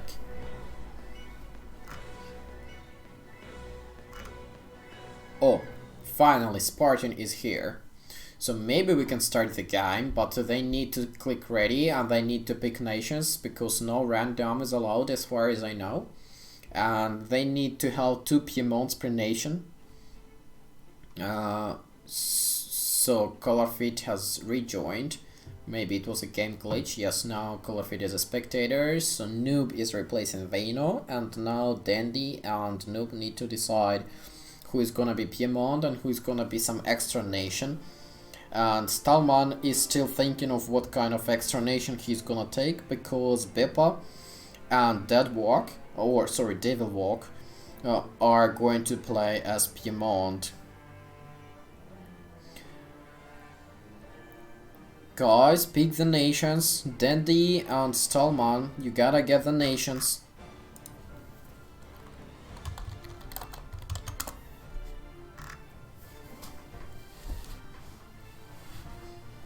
Stallman, you gotta pick the nation. Okay, so random is actually okay. Fine, so now they can get Ukraine. Well, I didn't expect that. Oh, Stallman has got Ukraine actually. That would be very nice. Okay, so Piemont, Poland, Piemont, Piemont, Ukraine, and Piemont. Okay, all good. We are starting. Finally, the game is starting now, and let's hope to see some funny gameplay, because we are getting Ukraine for the first time in this tournament. And Ukraine is a very hard nation to play at 0 peacetime, because you are not getting any kind of melee units, and the Serdukes, Ukrainian shooters, the only units you can get from the barracks, are very hard to upgrade at the beginning of the game. I think the good strategy would be to get hetmans from the stables and try to harass the enemy with the hetmans. But the hetmans are expensive to produce and expensive to upkeep. If the opponents would be able to stand the early hetmans rush and especially get some shooters to shoot the hetmans, then Ukraine could be easily defeated. Anyway, let's find who is playing with Ukraine and switch to Ukraine to spectate. So Stallman is playing as Ukraine. Yes, let's check up. So this time we are again getting this non-mirrored, or basically it's mirrored but not linear location. And Stallman is immediately starting to build the mail and the storehouse, but somehow he is not getting his second barracks, probably because he wants the market first. No, he's getting the town hall first, and then the market, and he's starting to produce Serdukes and hetmans. Yes, as I expected, he is going for hetmans, and he is getting 2 more Cossacks houses. And he is sending his hetmans immediately to check what's the enemy doing. This is a very friendly visit from him, which consists of 2 hetmans. Now he has got 2 Cossacks houses and building the 3rd one and getting the 3rd town hall. Hetman has just killed a hussar. And now Stallman has got 3 hetmans. Let's see. No, he has just produced 3 hetmans and then producing the registered Cossacks. Because Ukrainian units, only registered Cossacks, do not require any gold to upkeep. And they have the shorted production time. Hussars are actually running from hetmans, and Stallman is now turning back his hetmans instead of keep pushing to the enemy. I think that was a bad idea. Ukrainian peasants are pretty strong and they could easily kill non-upgraded hussars. So now the hetmans, 3 hetmans and 3 registered Cossacks are trying to chase this hussar. Now probably the Ukrainian peasants are going to... no. We see that Dandy is running off with his hussars, and for some reason Stallman decides not to push with his hetmans and registered Cossacks. I think he could easily do that.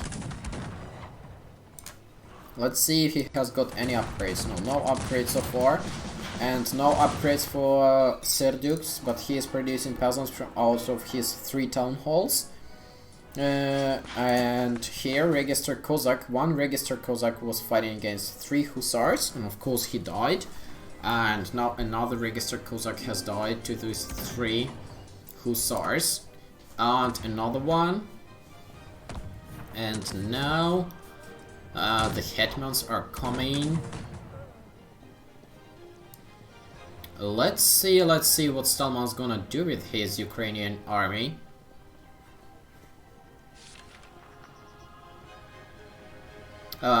Zone is the tournament rules. You have to have 2 Piemonts on 1 team, and then the 3rd member of the team can pick a random nation. While here we can see that Bepa is doing good job by attacking Spartan with his pikeman. Let's see what Stallman is gonna do with his Ukrainian army. we see that, let's see, yeah, there is an army of Polish pikemen coming, and someone sees it and he retreats with his registered Cossack, and for some reason he does not call back his cavalry. Yes, he does call back his cavalry because he sees this bunch of enemy pike formations coming. On this side, Noob is doing pretty well, removing Devil Walk from the map.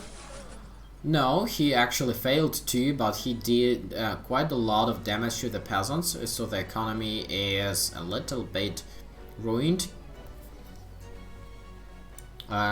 Let's check if Stallman has got any upgrades for his horses. No upgrades for horses, but he has got one food upgrade, one firepower upgrade for his musketeers, which are Ukrainian Serdukes. And what we can see here is Polish pikes without any armor. They are approaching Ukrainian Serdukes, and you see what Stallman does. He's putting his Serdukes in this thin line, so the Serdukes will be shooting from all the sides and not bunching up, so it will be they will be surrendering the pikes. And with his cavalry, Stallman is trying to distract the enemy pikes, so the Serdukes have time to shoot and remove the enemy. Here, Devil Walk is actually doing well. He has pushed back Noob and gathering up some armies over there. And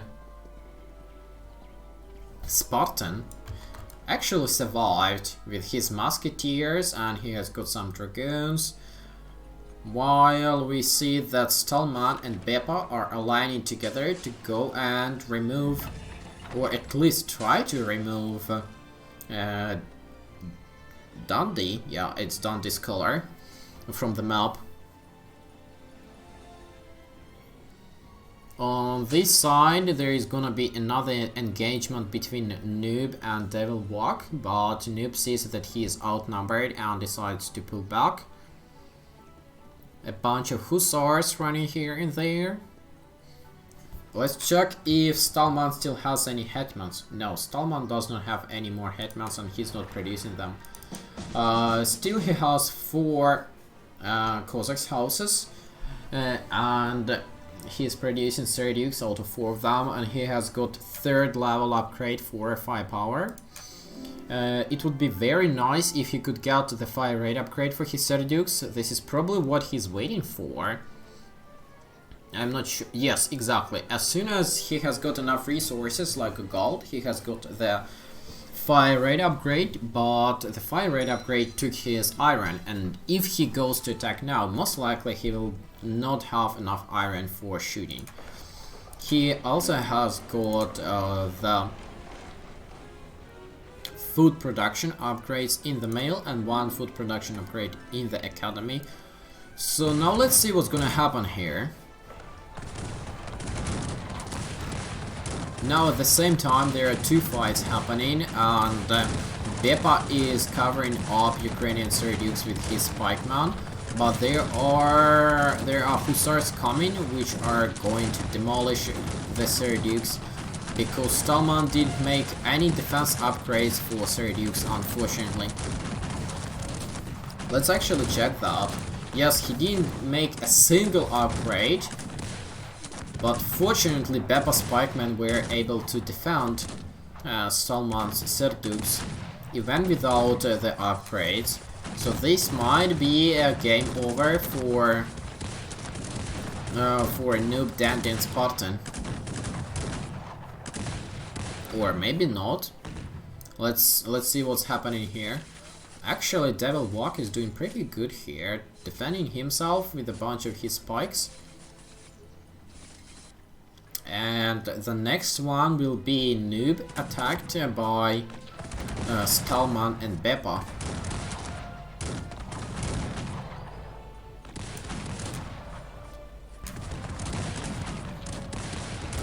Let's see if... yeah, no. Actually, yes. Stallman has got one firepower upgrade in the academy for his Sir Dukes.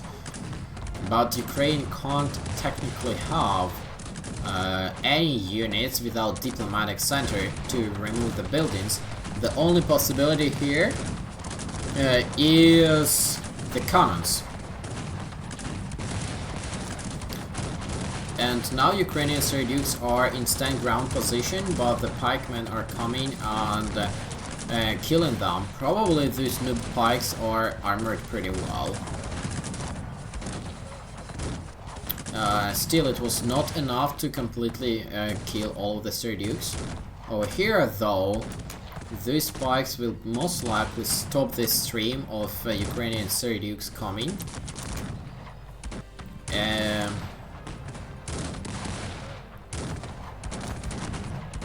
They are falling dead, but they are also killing Sir Dukes, so I'm not sure who is winning, who's losing here. Let's see how many upgrades. So now Stallman has got 4 firepower upgrades in the barracks, 1 firepower upgrade in the academy, and 1 fire rate upgrade in the academy.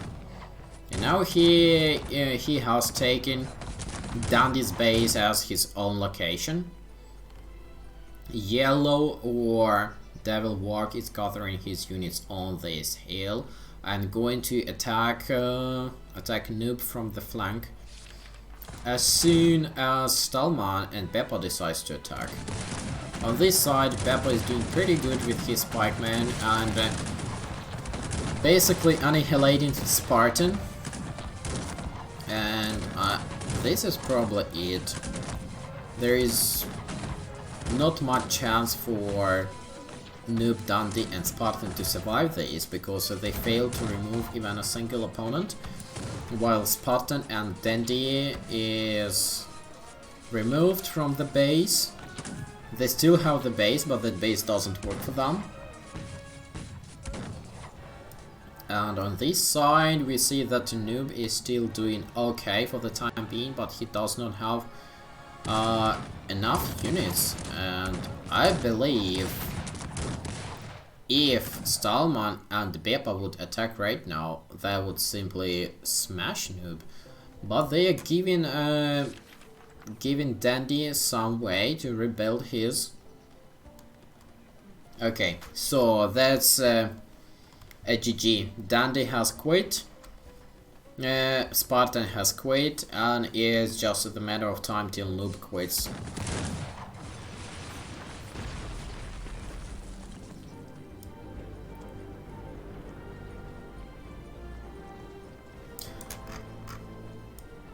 Noob, are you going to quit or are you going to surrender? Looks like it's just a matter of time till they finish you. There is no way to make it longer. Colorfit is already asking me to host Sanyok against Antoha. So these are Ukrainian siege Cossacks. Okay, so that's it. The game is over. Congratulations to Stallman for playing very good as Ukraine. And now we are going to host Sanyok playing with Antoha.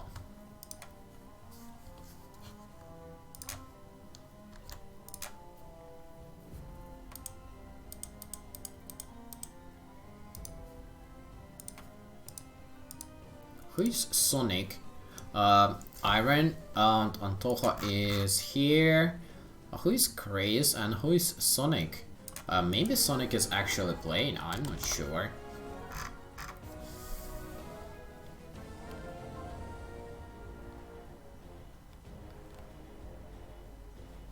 Okay, so Sonic is actually playing.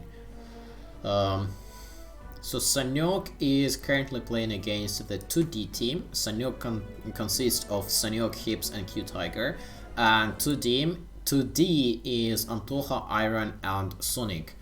Okay, that's nice.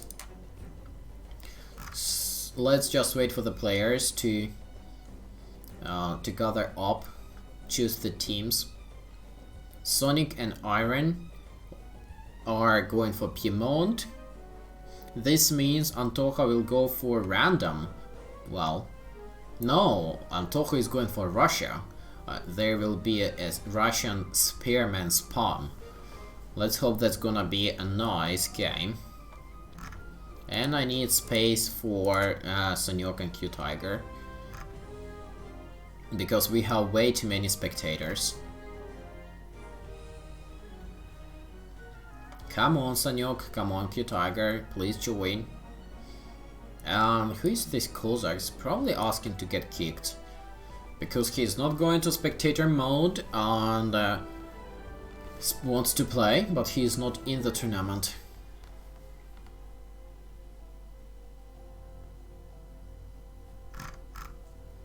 Sanyok and Q Tiger, please welcome to join.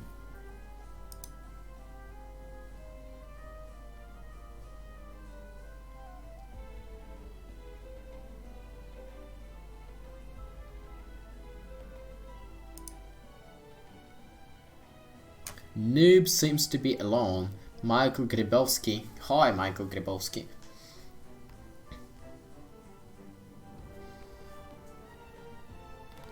Noob till the end. Oh, Putin has joined. I didn't ask him to join. We just need Sanyok. Oh, okay, so Putin is actually Q Tiger. I didn't know about that. I was looking for Q Tiger. Okay, okay. Sorry, guys.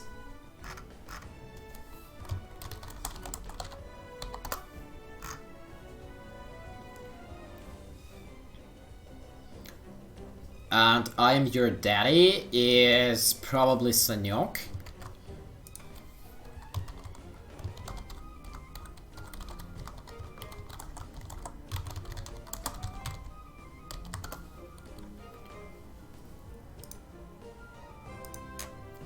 Okay, so they have decided to change their nicknames to something pretty weird.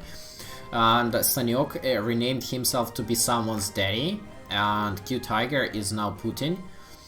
So we have Scotland plus Piedmont and Piedmont playing against Piedmont and Piedmont with Russia. So it's basically gonna be Antoha as Russia playing against Sanyok as Scotland.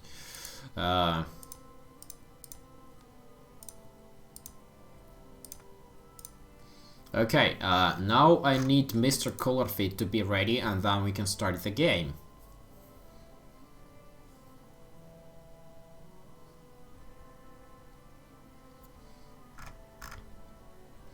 Let the game begin.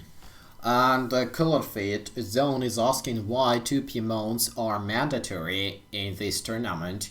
I actually don't know why, and I think it's pretty awkward, or at least for me, it's a bit unreasonable why it should be 2 Piemonts.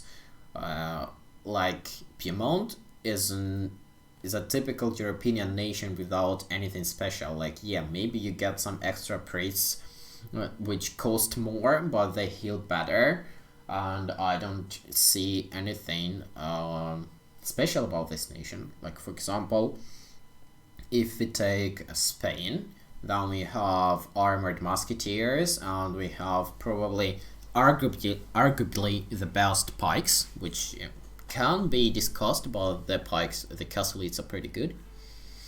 And if we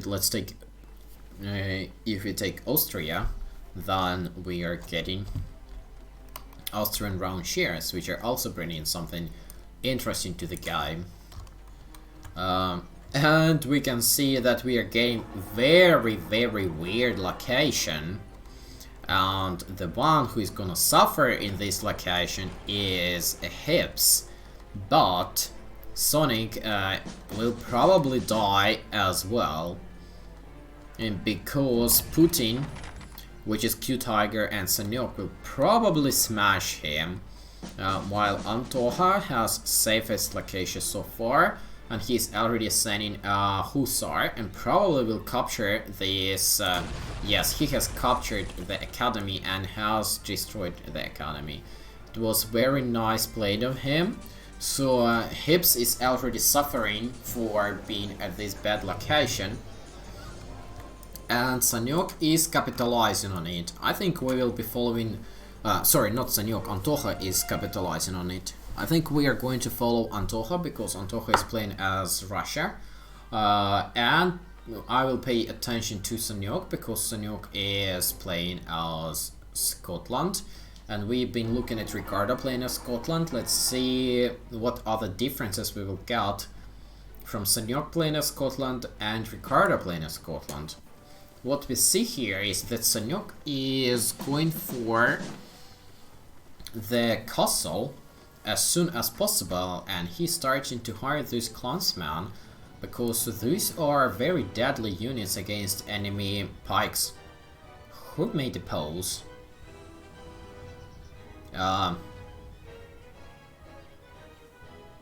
What's up, guys? Who made the pose? I'm not going to unpause this one. I'm letting Colorfit decide.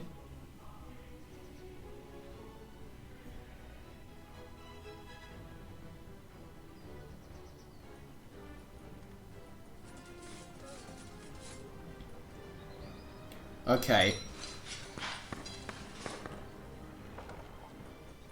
Well, I have no idea how the pose has happened, but apparently no one was asking for the pose, and they decided to unpause.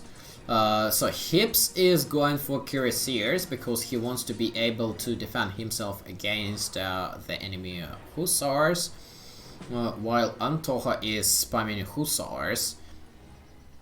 I'm not sure if Antoha is doing it right or wrong, but maybe right, because he is sitting in this little corner and he probably needs to harass his opponent. While we see that Iran is sending a bunch of his dragoons to Putin's base, Q-Tiger's base. I don't think these dragoons would be able to deal some significant damage, but maybe shoot some peasants. While there are Cuirassiers, which would probably defend well. Now, on this side, Q-Tiger is sending a bunch of his spikes straight into Sonic's base, and Sonic will probably die here, because Sanyok is also coming. Yeah, that's probably end of Sonic. Let's see if he has got... Yes, he has got quite a lot of pike upgrades. Again a pause.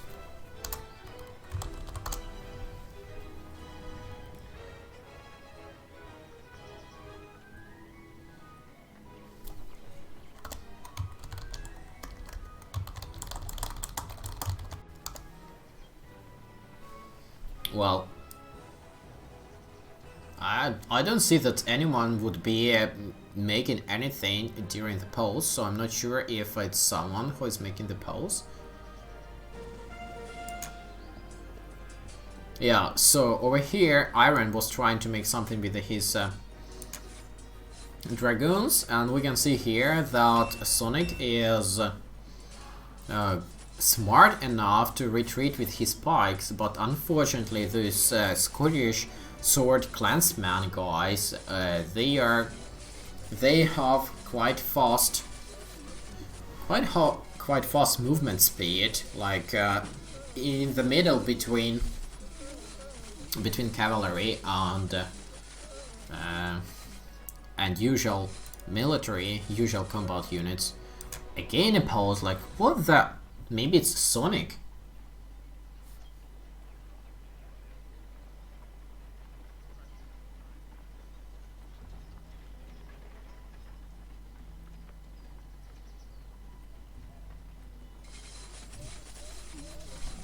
Okay, well...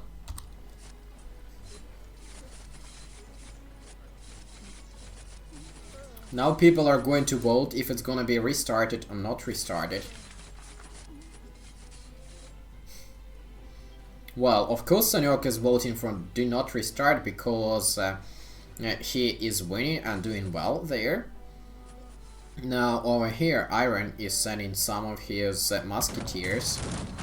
You see these swords clansmen guys, they are falling from the bullets, but they can kill lots and lots of enemy pikes. On this side, what's Antojo doing? Antojo is producing his spearman and dragoons. Let's see if Iron will be able to protect or basically free Sonic's base, because I'm not sure if that's gonna happen now. But if he's about to do that, he has to push now, otherwise it will be way too late, because Saniok is getting reinforcements there.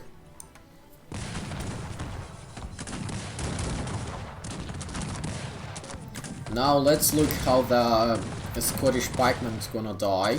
Unfortunately, Saniok has also got some of his raiders, and now these musketeers will die.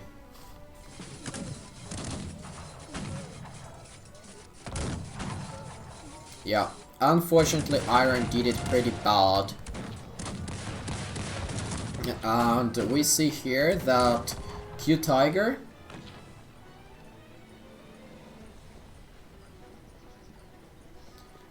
okay, so Colorfit is asking not to unpause when a mystery person pauses, so he will unpause. We see here that Antojo has successfully defeated Hips with his Russian spearman spam. Oh, so now we have a theory that it was Colorfit making the pose to get some tea. Let's see if Iron will be able to defend himself against the pike spam from Sanyok and Q Tiger. I really doubt it, but maybe. Poor Antojo has to fight on two sides, and he can't do much here because Sanyok with his swords clansman and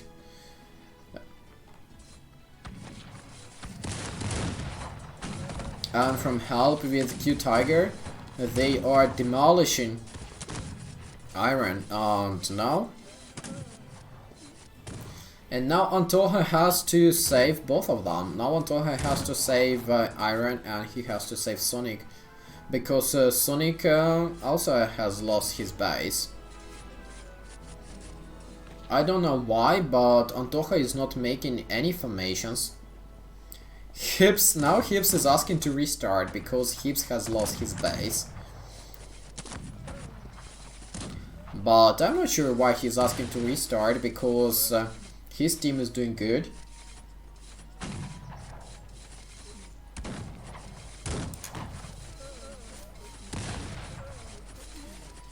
Antojo has got quite good spearman. Let's find Antojo and see how many upgrades he has got for his spearman. So it's 6-5 and no cuirass here and no cuirass here. So Antojo was able to successfully free Iron's base, but we still have Sonic's base, which is not freed.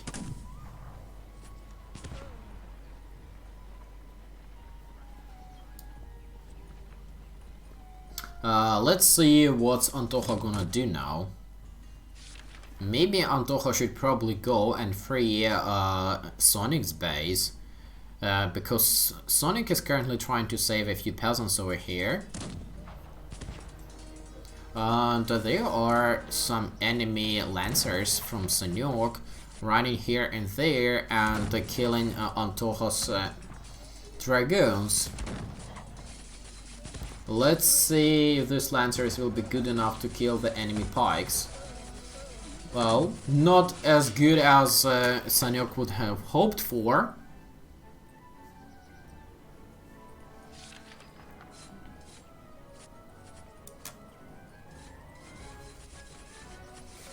Let's see if Antojo is going to be able to defeat Sanyok's pikes. Yes, Russian spearmen are a bit superior in this particular case. And they are still trying to make nice pose game.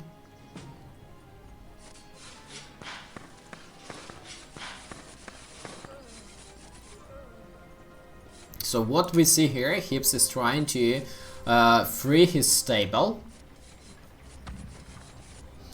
So he is gonna be able to produce a bit more of his cuirassiers and free his base. What's happening here is that Sonic is building his mill behind the Iron's base. I think he should have rather went to Antoja's base. And Antoja, meanwhile, is getting 18th century barracks, but he didn't have the shovel, so it will be quite a while till he got his barracks.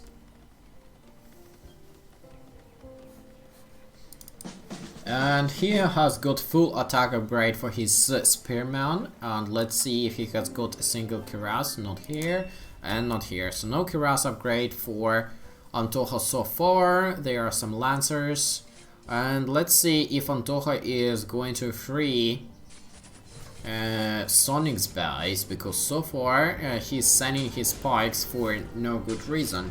Those spikes will die there. But I think Antoja has researched the balloon. No, was not Antoja who researched the balloon.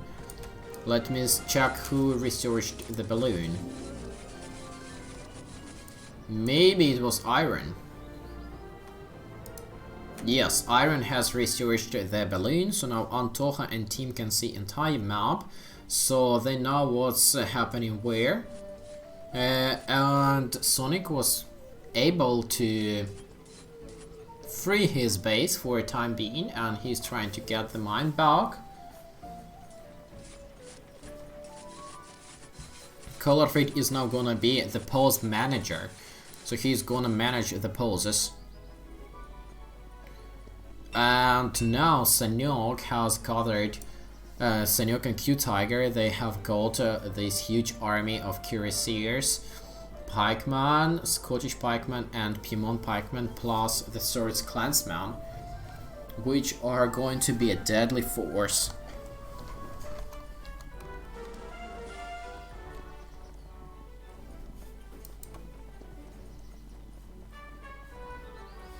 Unfortunately, there is no way to know who is actually posing, and Sonic's base is wiped out once again. We can see here that Sanyok is losing his clansman for no good reason. But I still think that it was not a good idea for them to engage, because it was way too much forces over here for Iron to stand. And Antoja was not able to reinforce them in time with his spearman. So let's see what's gonna happen now. Maybe it was much more reasonable for Iron to retreat and rejoin with Antoja's pikeman or spearman.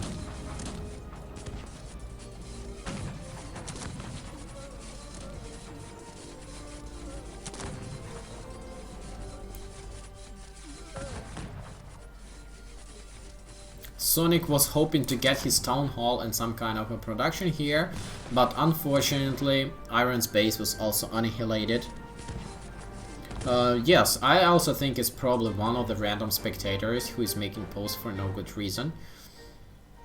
Now Antoja has got 2 18th century barracks and producing musketeers from there. Unfortunately for him, I think it's a little too late.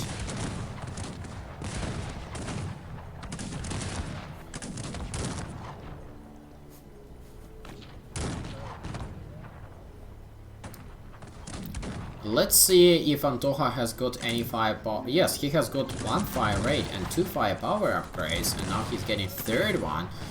So maybe he actually will be able to stand himself.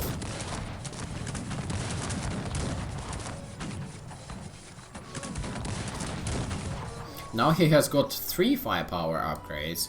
Well, Antoja is definitely doing good, and if he will be able to hold longer, Scotland from Sanyok will start to be less and less effective against 18th century musketeers. Let's see if Antoja will be able to defend his base, because right now he's being smashed by these pikes. And he is retreating, otherwise his musketeers would go to melee attack instead of shooting, which would be a waste of musketeers, especially after upgrading the firepower for them. Now Antoha is losing lots of his peasants because he is trying to defend or cover musketeers, and still losing almost all of his musketeers. More musketeers are coming, and probably it will be just enough to defend himself this time. Not this time though. We can see that there is already a new bunch of pikes from Q Tiger coming. And probably that's gonna be game over for Antoha, unfortunately. Antoha has blown this mine in hope that he will be able to blow the enemy pikes around, but he didn't kill many of those.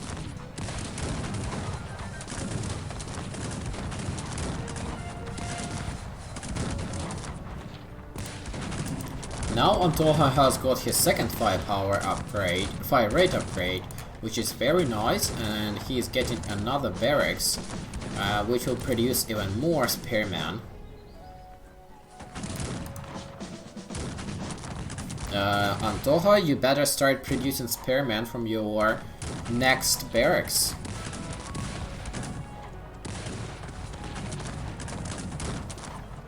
Yeah, he is finally producing. So let's see what we got here.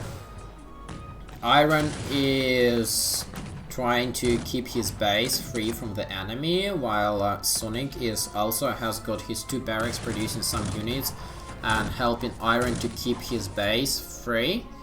Some stupid idiots are making pauses again, and Antoha is shooting the Scottish pikes and Scottish clansmen with his musketeers pretty nicely, staying covered behind the pikeman and shooting all of this shit.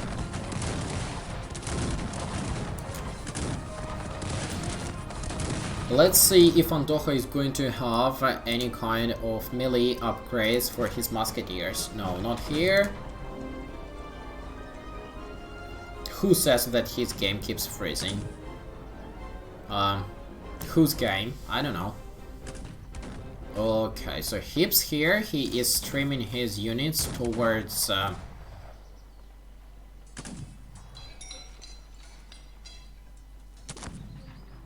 real pause this time. I think Colorfit is pausing the game, but someone is unpausing it because they think it's someone. Sanyok is sending another bunch.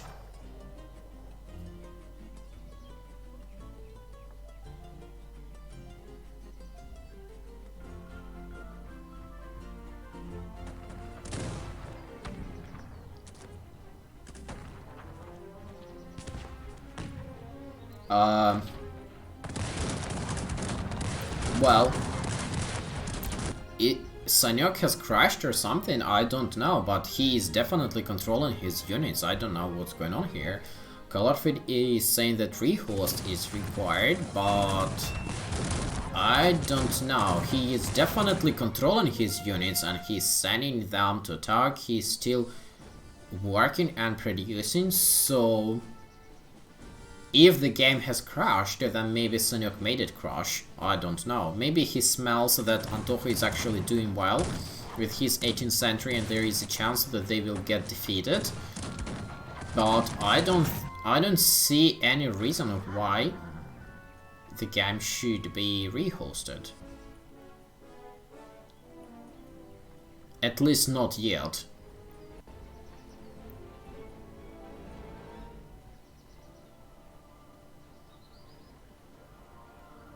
Maybe Sanyok is actually pausing right now.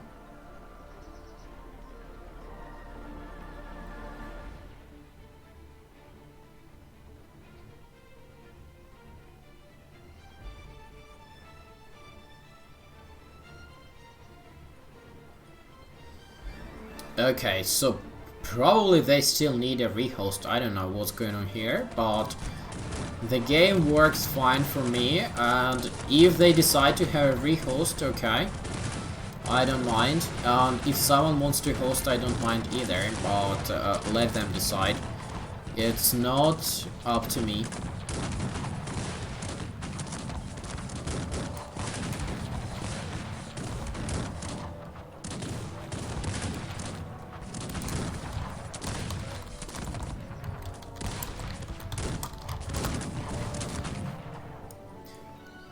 We see that Antoha has got pretty good economy here.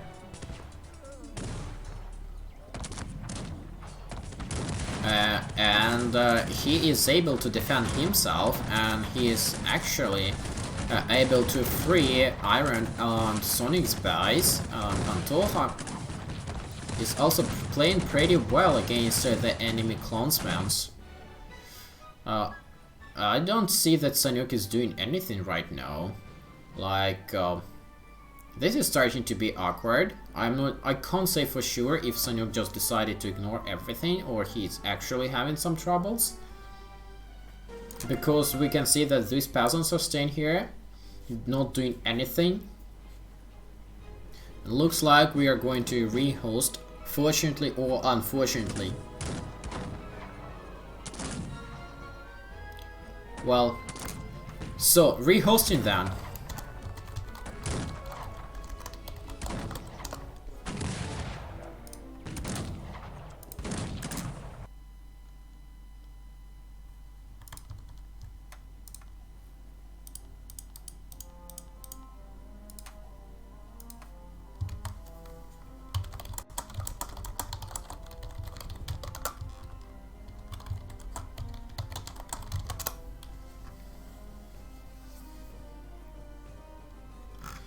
And this time I will be kicking every random spectator if anyone joins. So it's only team players and color feed is allowed here.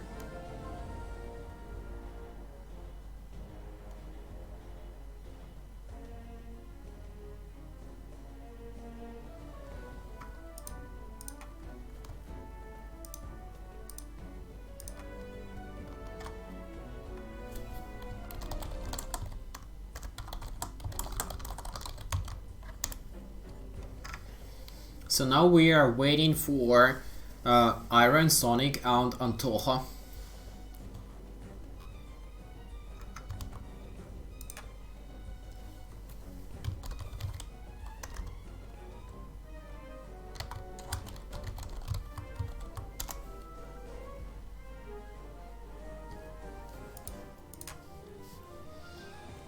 Okay, these random guys have to go.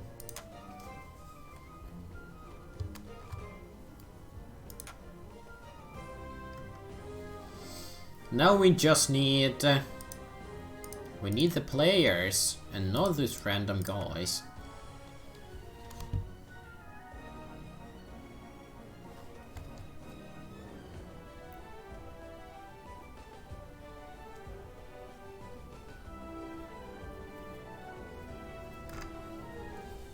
Come on guys, you can do this.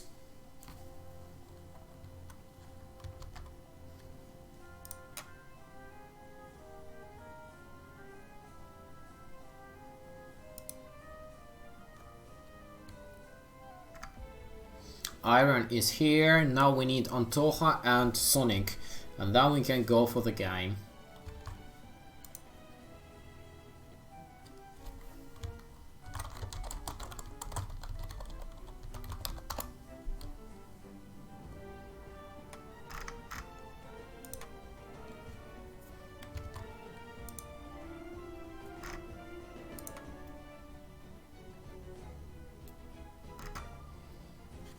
Sanyuk is asking Colorfit to check disk. What that means, I have no idea, but whatever.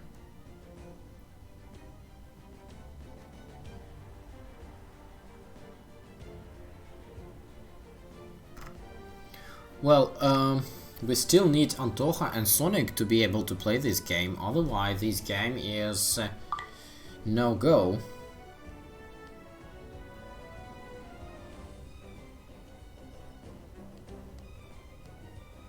Maybe I can have this time to check my phone and see if someone is looking for me. No, I can't. I need to kick these guys. We are only accepting Antoha and Sonic.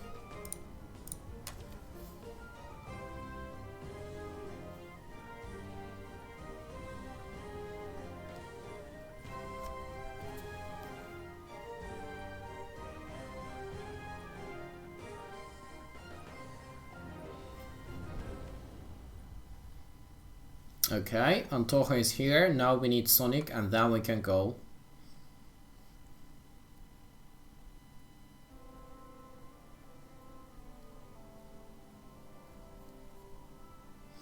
And Sonic is here. Now we just need them to get teams set ready and then we can go.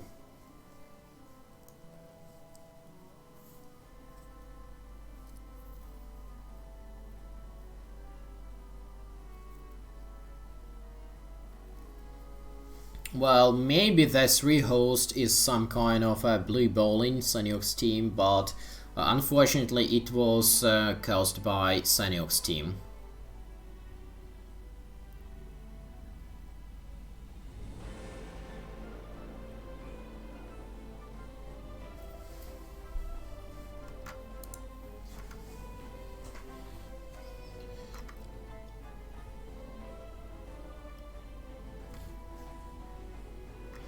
Come on guys, stop discussing something, just get yourself ready and let's go to play. Piedmont and Russia, Piedmont, Piedmont. Let's see if Saniok is gonna be Scotland this time. Because Hips and Q Tiger, they are Piedmont. Now it's time for Saniok to choose the team.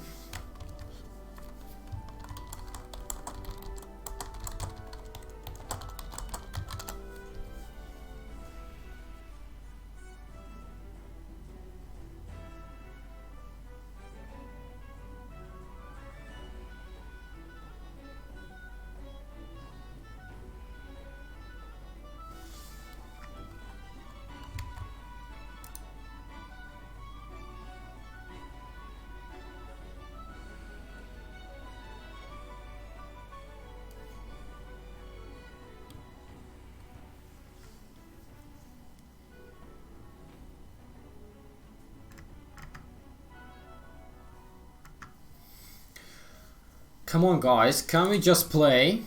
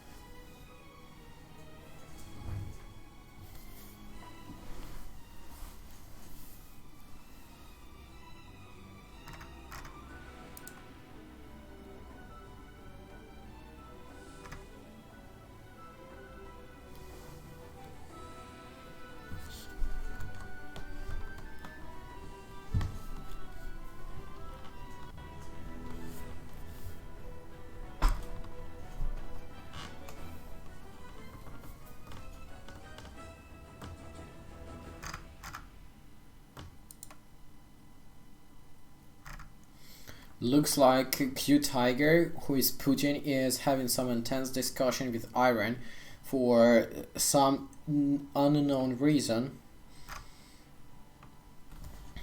I would rather prefer them to get ready and go into the game instead of having these crazy chat conversations.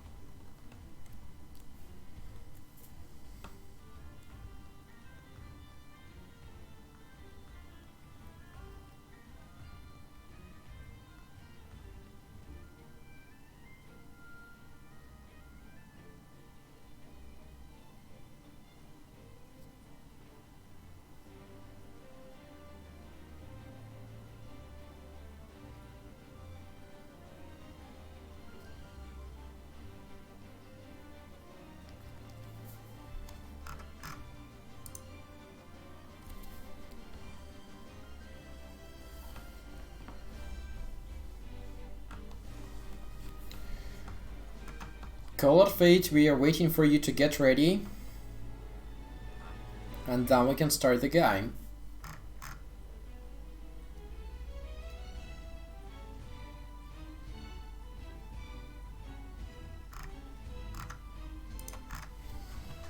It looks like Call of Fate has some intense discussions in Discord as well. Meanwhile, I can see the grid, see if there is something happening, because there might be some background games. For example, between ASM Gaming and Top Secret Team of 100+2 playing against Unbeatable, which been beaten at least once.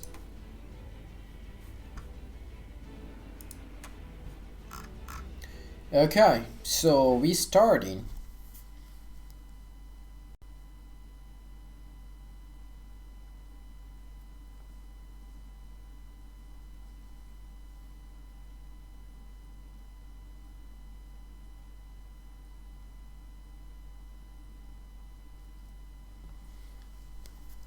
And while the game loading, I'm going to take another sip of some water because my throat is starting to be really dry.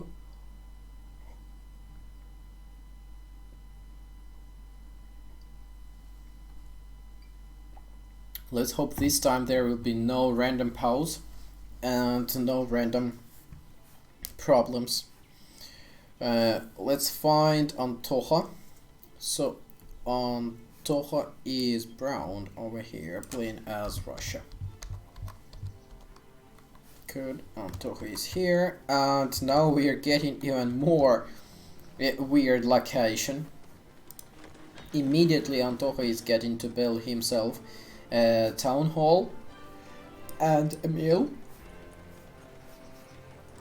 That's a very nice location, right?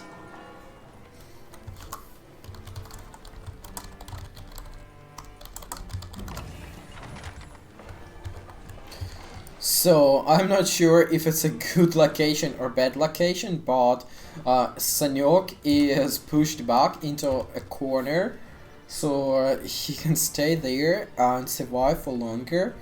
But for Scotland to stay and survive for longer probably is a downside rather than a benefit. While in the middle they have Q-Tiger and Hips. So from one side they have advantages that they can gather the units together pretty fast and then attack someone on the side, for example like attacking Iron or Sonic or Antoha. On the other side, Iron, Sonic and Antoha can attack them from different sides and they would have to defend on every side. So these are kind of advantages and disadvantages, and I think it's more or less equal. They just need to play it properly.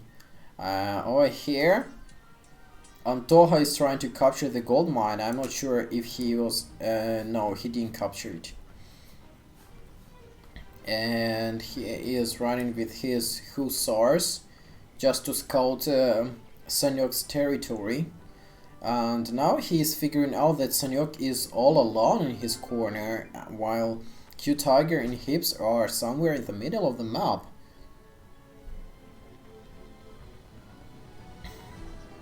Now he has got 4 Hussars, no 3, because one is dead, and they are running there and trying to capture something, but there is not much to capture. At least he has captured 1 gold mine and he has to blow it up.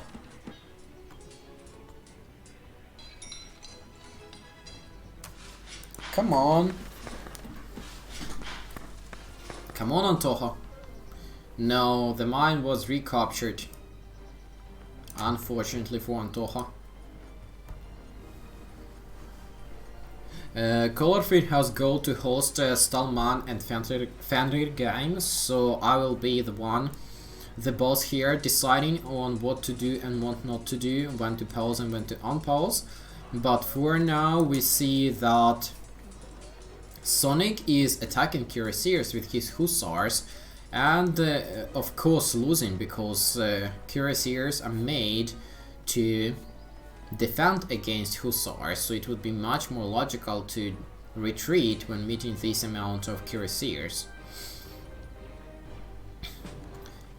Now we're gonna see Scotland playing against Russia, because Sanyok is already sending his clansman swords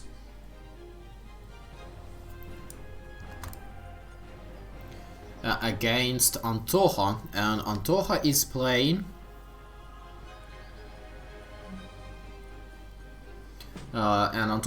as Russia, so he is gathering his pikes to defend himself against Sanyok.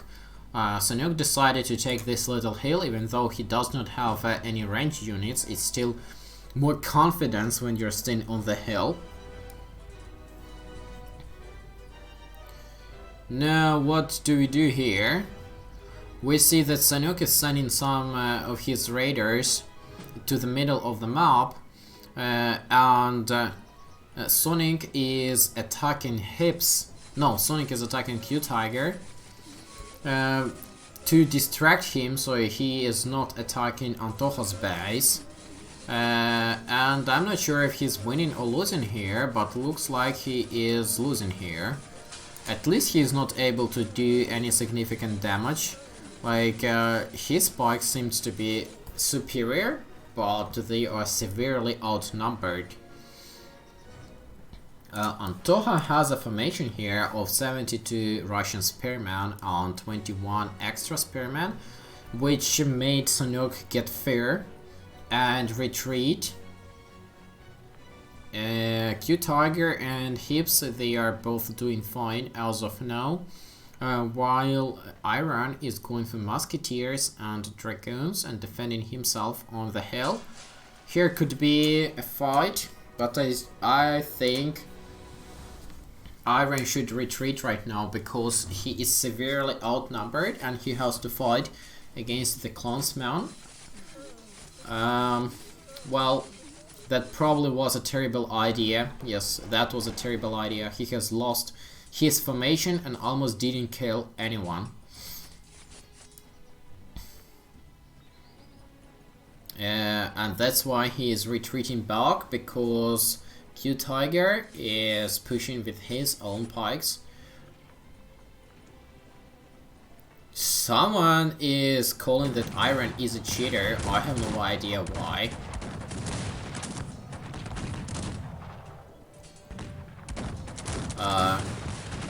And I have no idea how this chat message has happened to be in this room, because that guy is not in this room at all.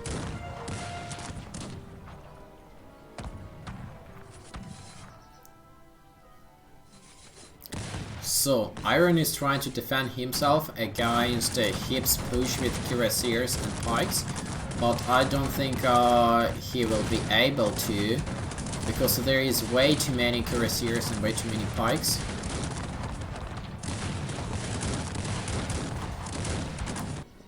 While on this side, Antoha is trying to defend himself from flank attacks, but Q-Tiger had to retreat because Sonic did a flank attack in time, and now Antoha has to only face Sanyok because Q-Tiger is not able to help Sanyok.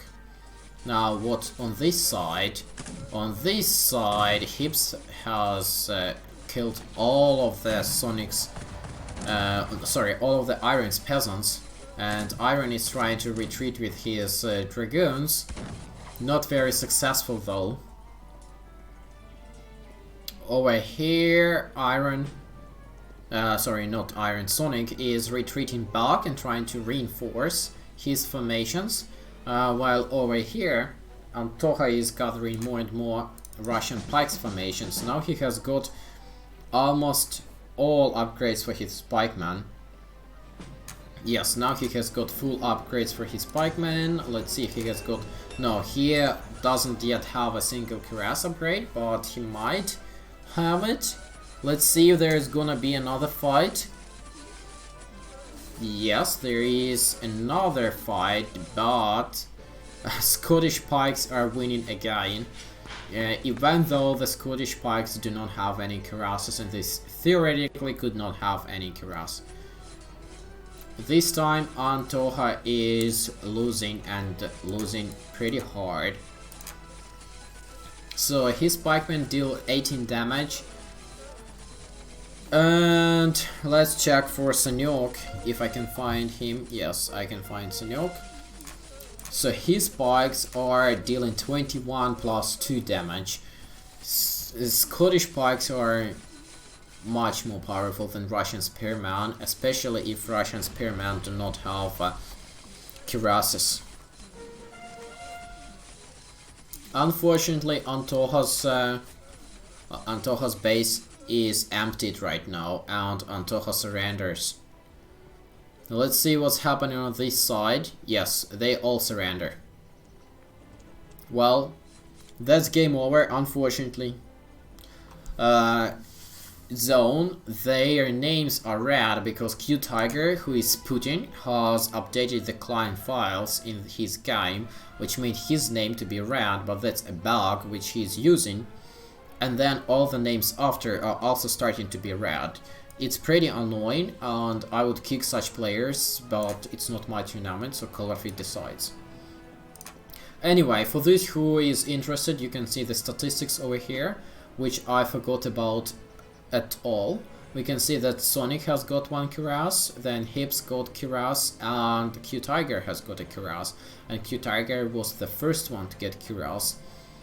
Other than that, it was just food upgrades. We've got a wood production upgrade for Hips, and that's it.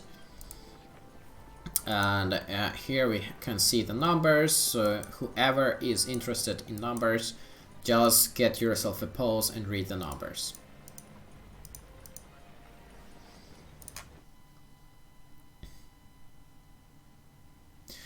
Let me ask Colorfit and see if we are going to have any more games today, or that's it for now.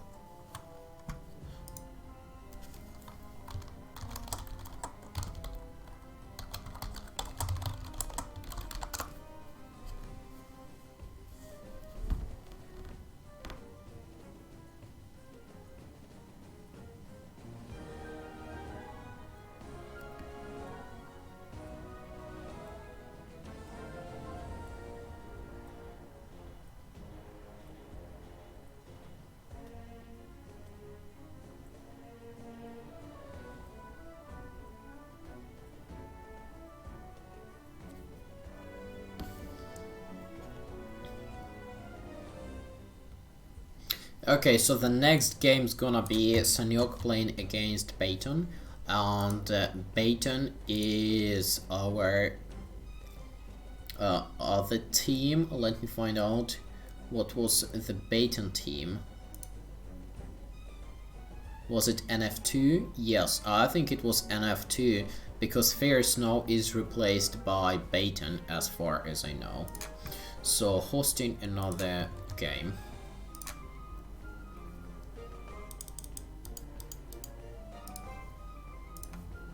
Come on guys, Sanyok and Bayton and everyone else. Get in, and we are up for another game.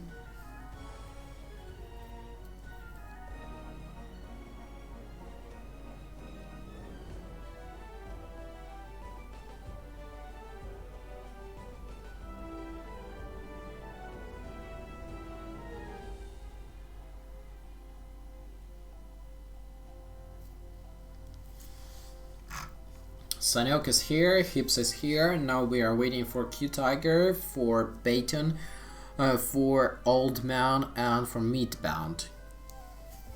Yep, Bayton is here.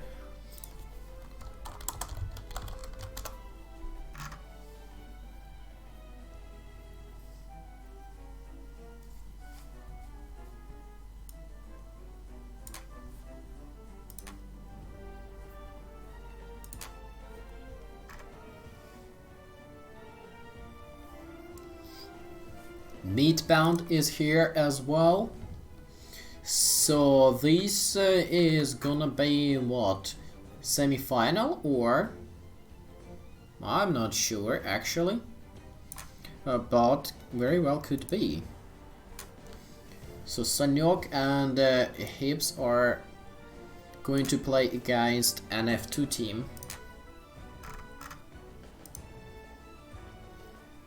Old bound is here, mid bound is here, Sanyok is here, and we need to kick this little guy, but we are still waiting for Q Tiger.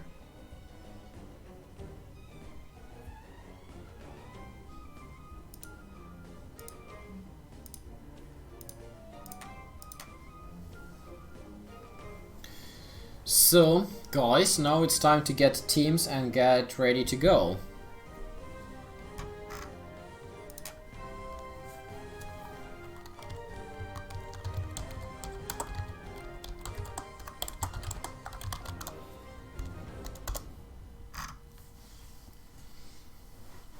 There should be 2 Piemonts per team on the third nation of the team can be picked randomly. It could well be random.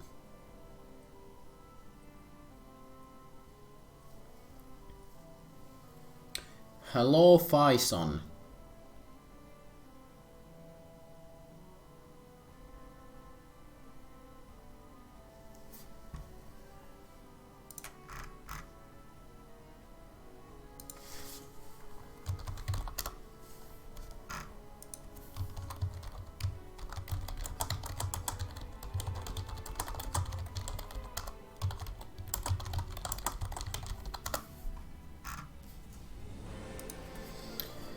So guys, please set teams and we are ready to go. At least 2 Piemonts per team, the rest is not important.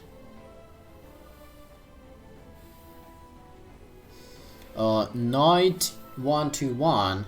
If you are interested about the tournament, you can always open the description of the video and join Discord or read the tournament details and you'll get to know about it. So that's pretty easy.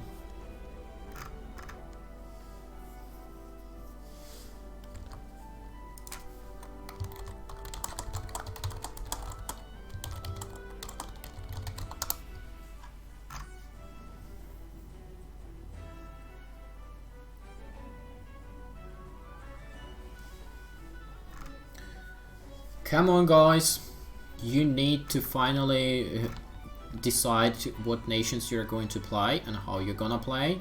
Oh, Bayton is gonna play Ukraine, that's gonna be nice. Ukraine, Piemont and Piemont going to play against Piemont and Piemont, and now Sanyok needs to decide his nation and get finally ready. Midbound is not ready yet though as well.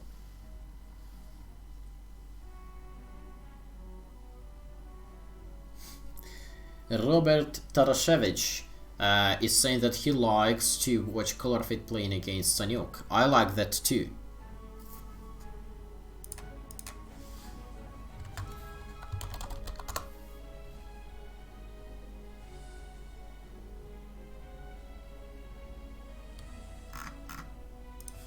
Baden is asking for 1 minute. Well, we can give him 1 minute, I think. 1 minute is not that long after all.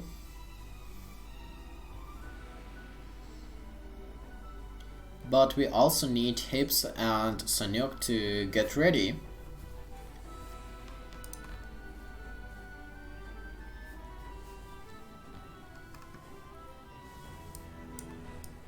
We still don't know what has happened between Fenride Plus 2 and Unbeatable team, and also 2D and ASM Gaming team.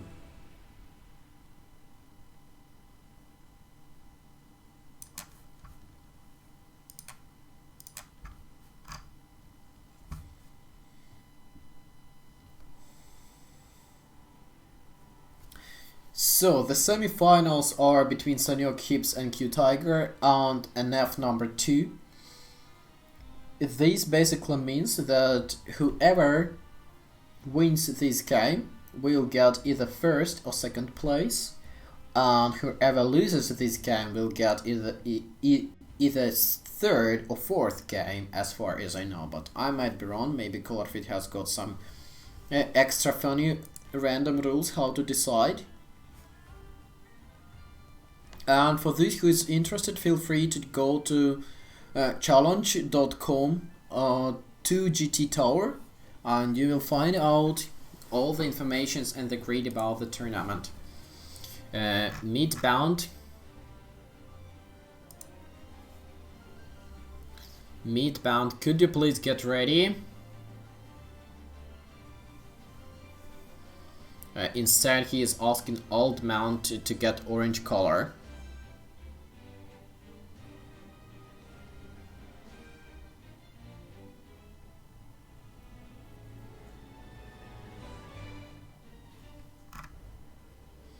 Come on guys, get ready. Midbound, get ready. Okay, so now we are ready and we are getting Piedmont and Ukraine playing against Scotland, Piedmont and Piedmont. Good. The game is starting, and it would be really fun to see because on one side we have Ukraine, on the other side we have Scotland. Ukraine is very good at shooting and Scotland is very good at piking and pretty bad at receiving shooting damage. So that depends on how long the game lasts, I think. Could mean that Ukraine wins or Scotland wins, and it also depends of how good the players actually perform the play with Scotland or with Ukraine. And I also hope that Catman Rush will be good this time. Baden is playing as Ukraine, and as far as I know, he's playing very good as Ukraine. And this is not best of 3, this is also best of 1, only finals are best of 3. And location of the players is also a little bit weird this time, but not as weird as last time. So my best hopes have come to true. Sanyok and Baton, they are side by side, and we will see Ukraine versus Scotland, which is gonna be fun to see. Colorfit announces that if this game crashes, the games will be delayed till tomorrow. Okay. On this side, we see that Q Tiger is very far from all other players, and he might have some advantage to save himself and develop economy. But on the other side, he is also pretty far from helping his teammates and saving them.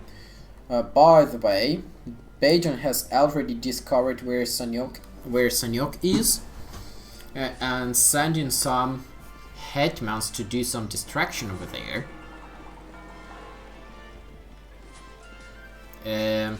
Sanyok is playing pretty well.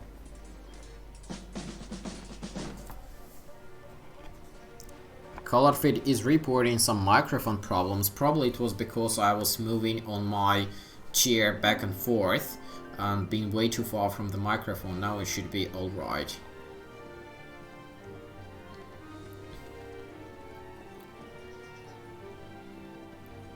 Maybe on this side we will see Midbound is fighting against Q Tiger, but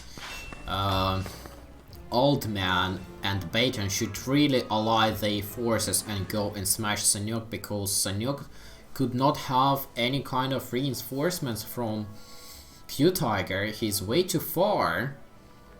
But unfortunately, I'm not allowed to add any information to the game chat. They would have to scout everything on their own. Let's check for what Baton sees. So Baton is losing 2 mines. Not constructed yet though. And we can see that Ukrainian peasants are a deadly force against non-upgraded hussars. 5 peasants killed 2 hussars and died 2 peasants, so it was like 1-to-1. And Sanyok decided to keep going with his raiders, which are 17th century hussars of Scotland. And is it a raid here? Yeah, I think Midbound is producing retiers instead of cuirassiers because the retiers are much faster to produce and much cheaper to upgrade, I believe. Over here we see that Baton is dealing some damage with his hetmans, but for some reason stopped. And over here his Ukrainian Serdukes are shooting happily Sanyok's clansmans. And now Retiers and Pikeman from Old Man is gonna cover up the Serdukes, and Hetmans are wiping out Sanyok's base. While Q-Tiger is camping at his corner, not doing much, trying to make some harassment to Midbound, while Midbound is just buying some time for his teammates to annihilate Sanyok.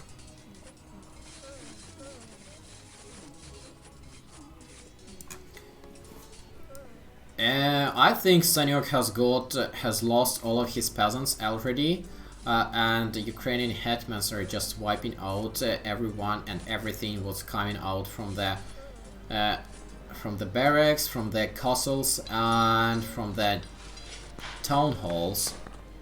Now they just need anything to be able to destroy the buildings, and they will most likely will need to help Midbound to survive there, because now he's going to be surrounded by Q-Tiger and by Hips. Let's see if Baton has got any firepower or fire rate upgrades. Not yet, but he is upgrading, and he's upgrading both firepower and defense for his Serdukes. And we can see that Sanyok has lost his base, and he doesn't have an option to rescue some peasants, at least not now. So some cuirassiers are coming. Let's see if those cuirassiers would be okay to stay against Ukrainian hetmans. I don't think they would, but maybe. Meanwhile, Antoha, sorry, not Antoha, Baton. Baton and Old Man are gathering up his forces to go and help Midbound to defend his base, and now they are going to join their forces and push back the Hips plus Q-Tiger attack. Let's see how it works for them. Because now they have like 3 teams united against 1.5. Yeah, they are successfully and easily defending Midbound's base, and Midbound can send his peasants back, but instead he is sending them to some safe location. Over there, Baton has lost all of his hetmans, and Sanyok either quit or surrendered. Yes, Sanyok has quit. So that's GG. NF2 has won the semi-finals, and now NF2 is going to get at least second place, if not the first. And Hips is staying here in his corner and just waiting for something. I think that's gonna be it for today. Out of the tournament is starting to be pretty light, and I'm getting also tired of talking. So guys, I hope you have enjoyed all these games and enjoyed tournament. Make sure to subscribe for ColorFit's channel and give it a like. You know, it doesn't cost you anything to click the like button, but it makes a lot of motivation for ColorFit to keep making videos, keep making tournaments, and organizing all of this. So please do not hesitate to do that. And I'm saying goodbye for tonight, and see you all tomorrow for the rest of tournament.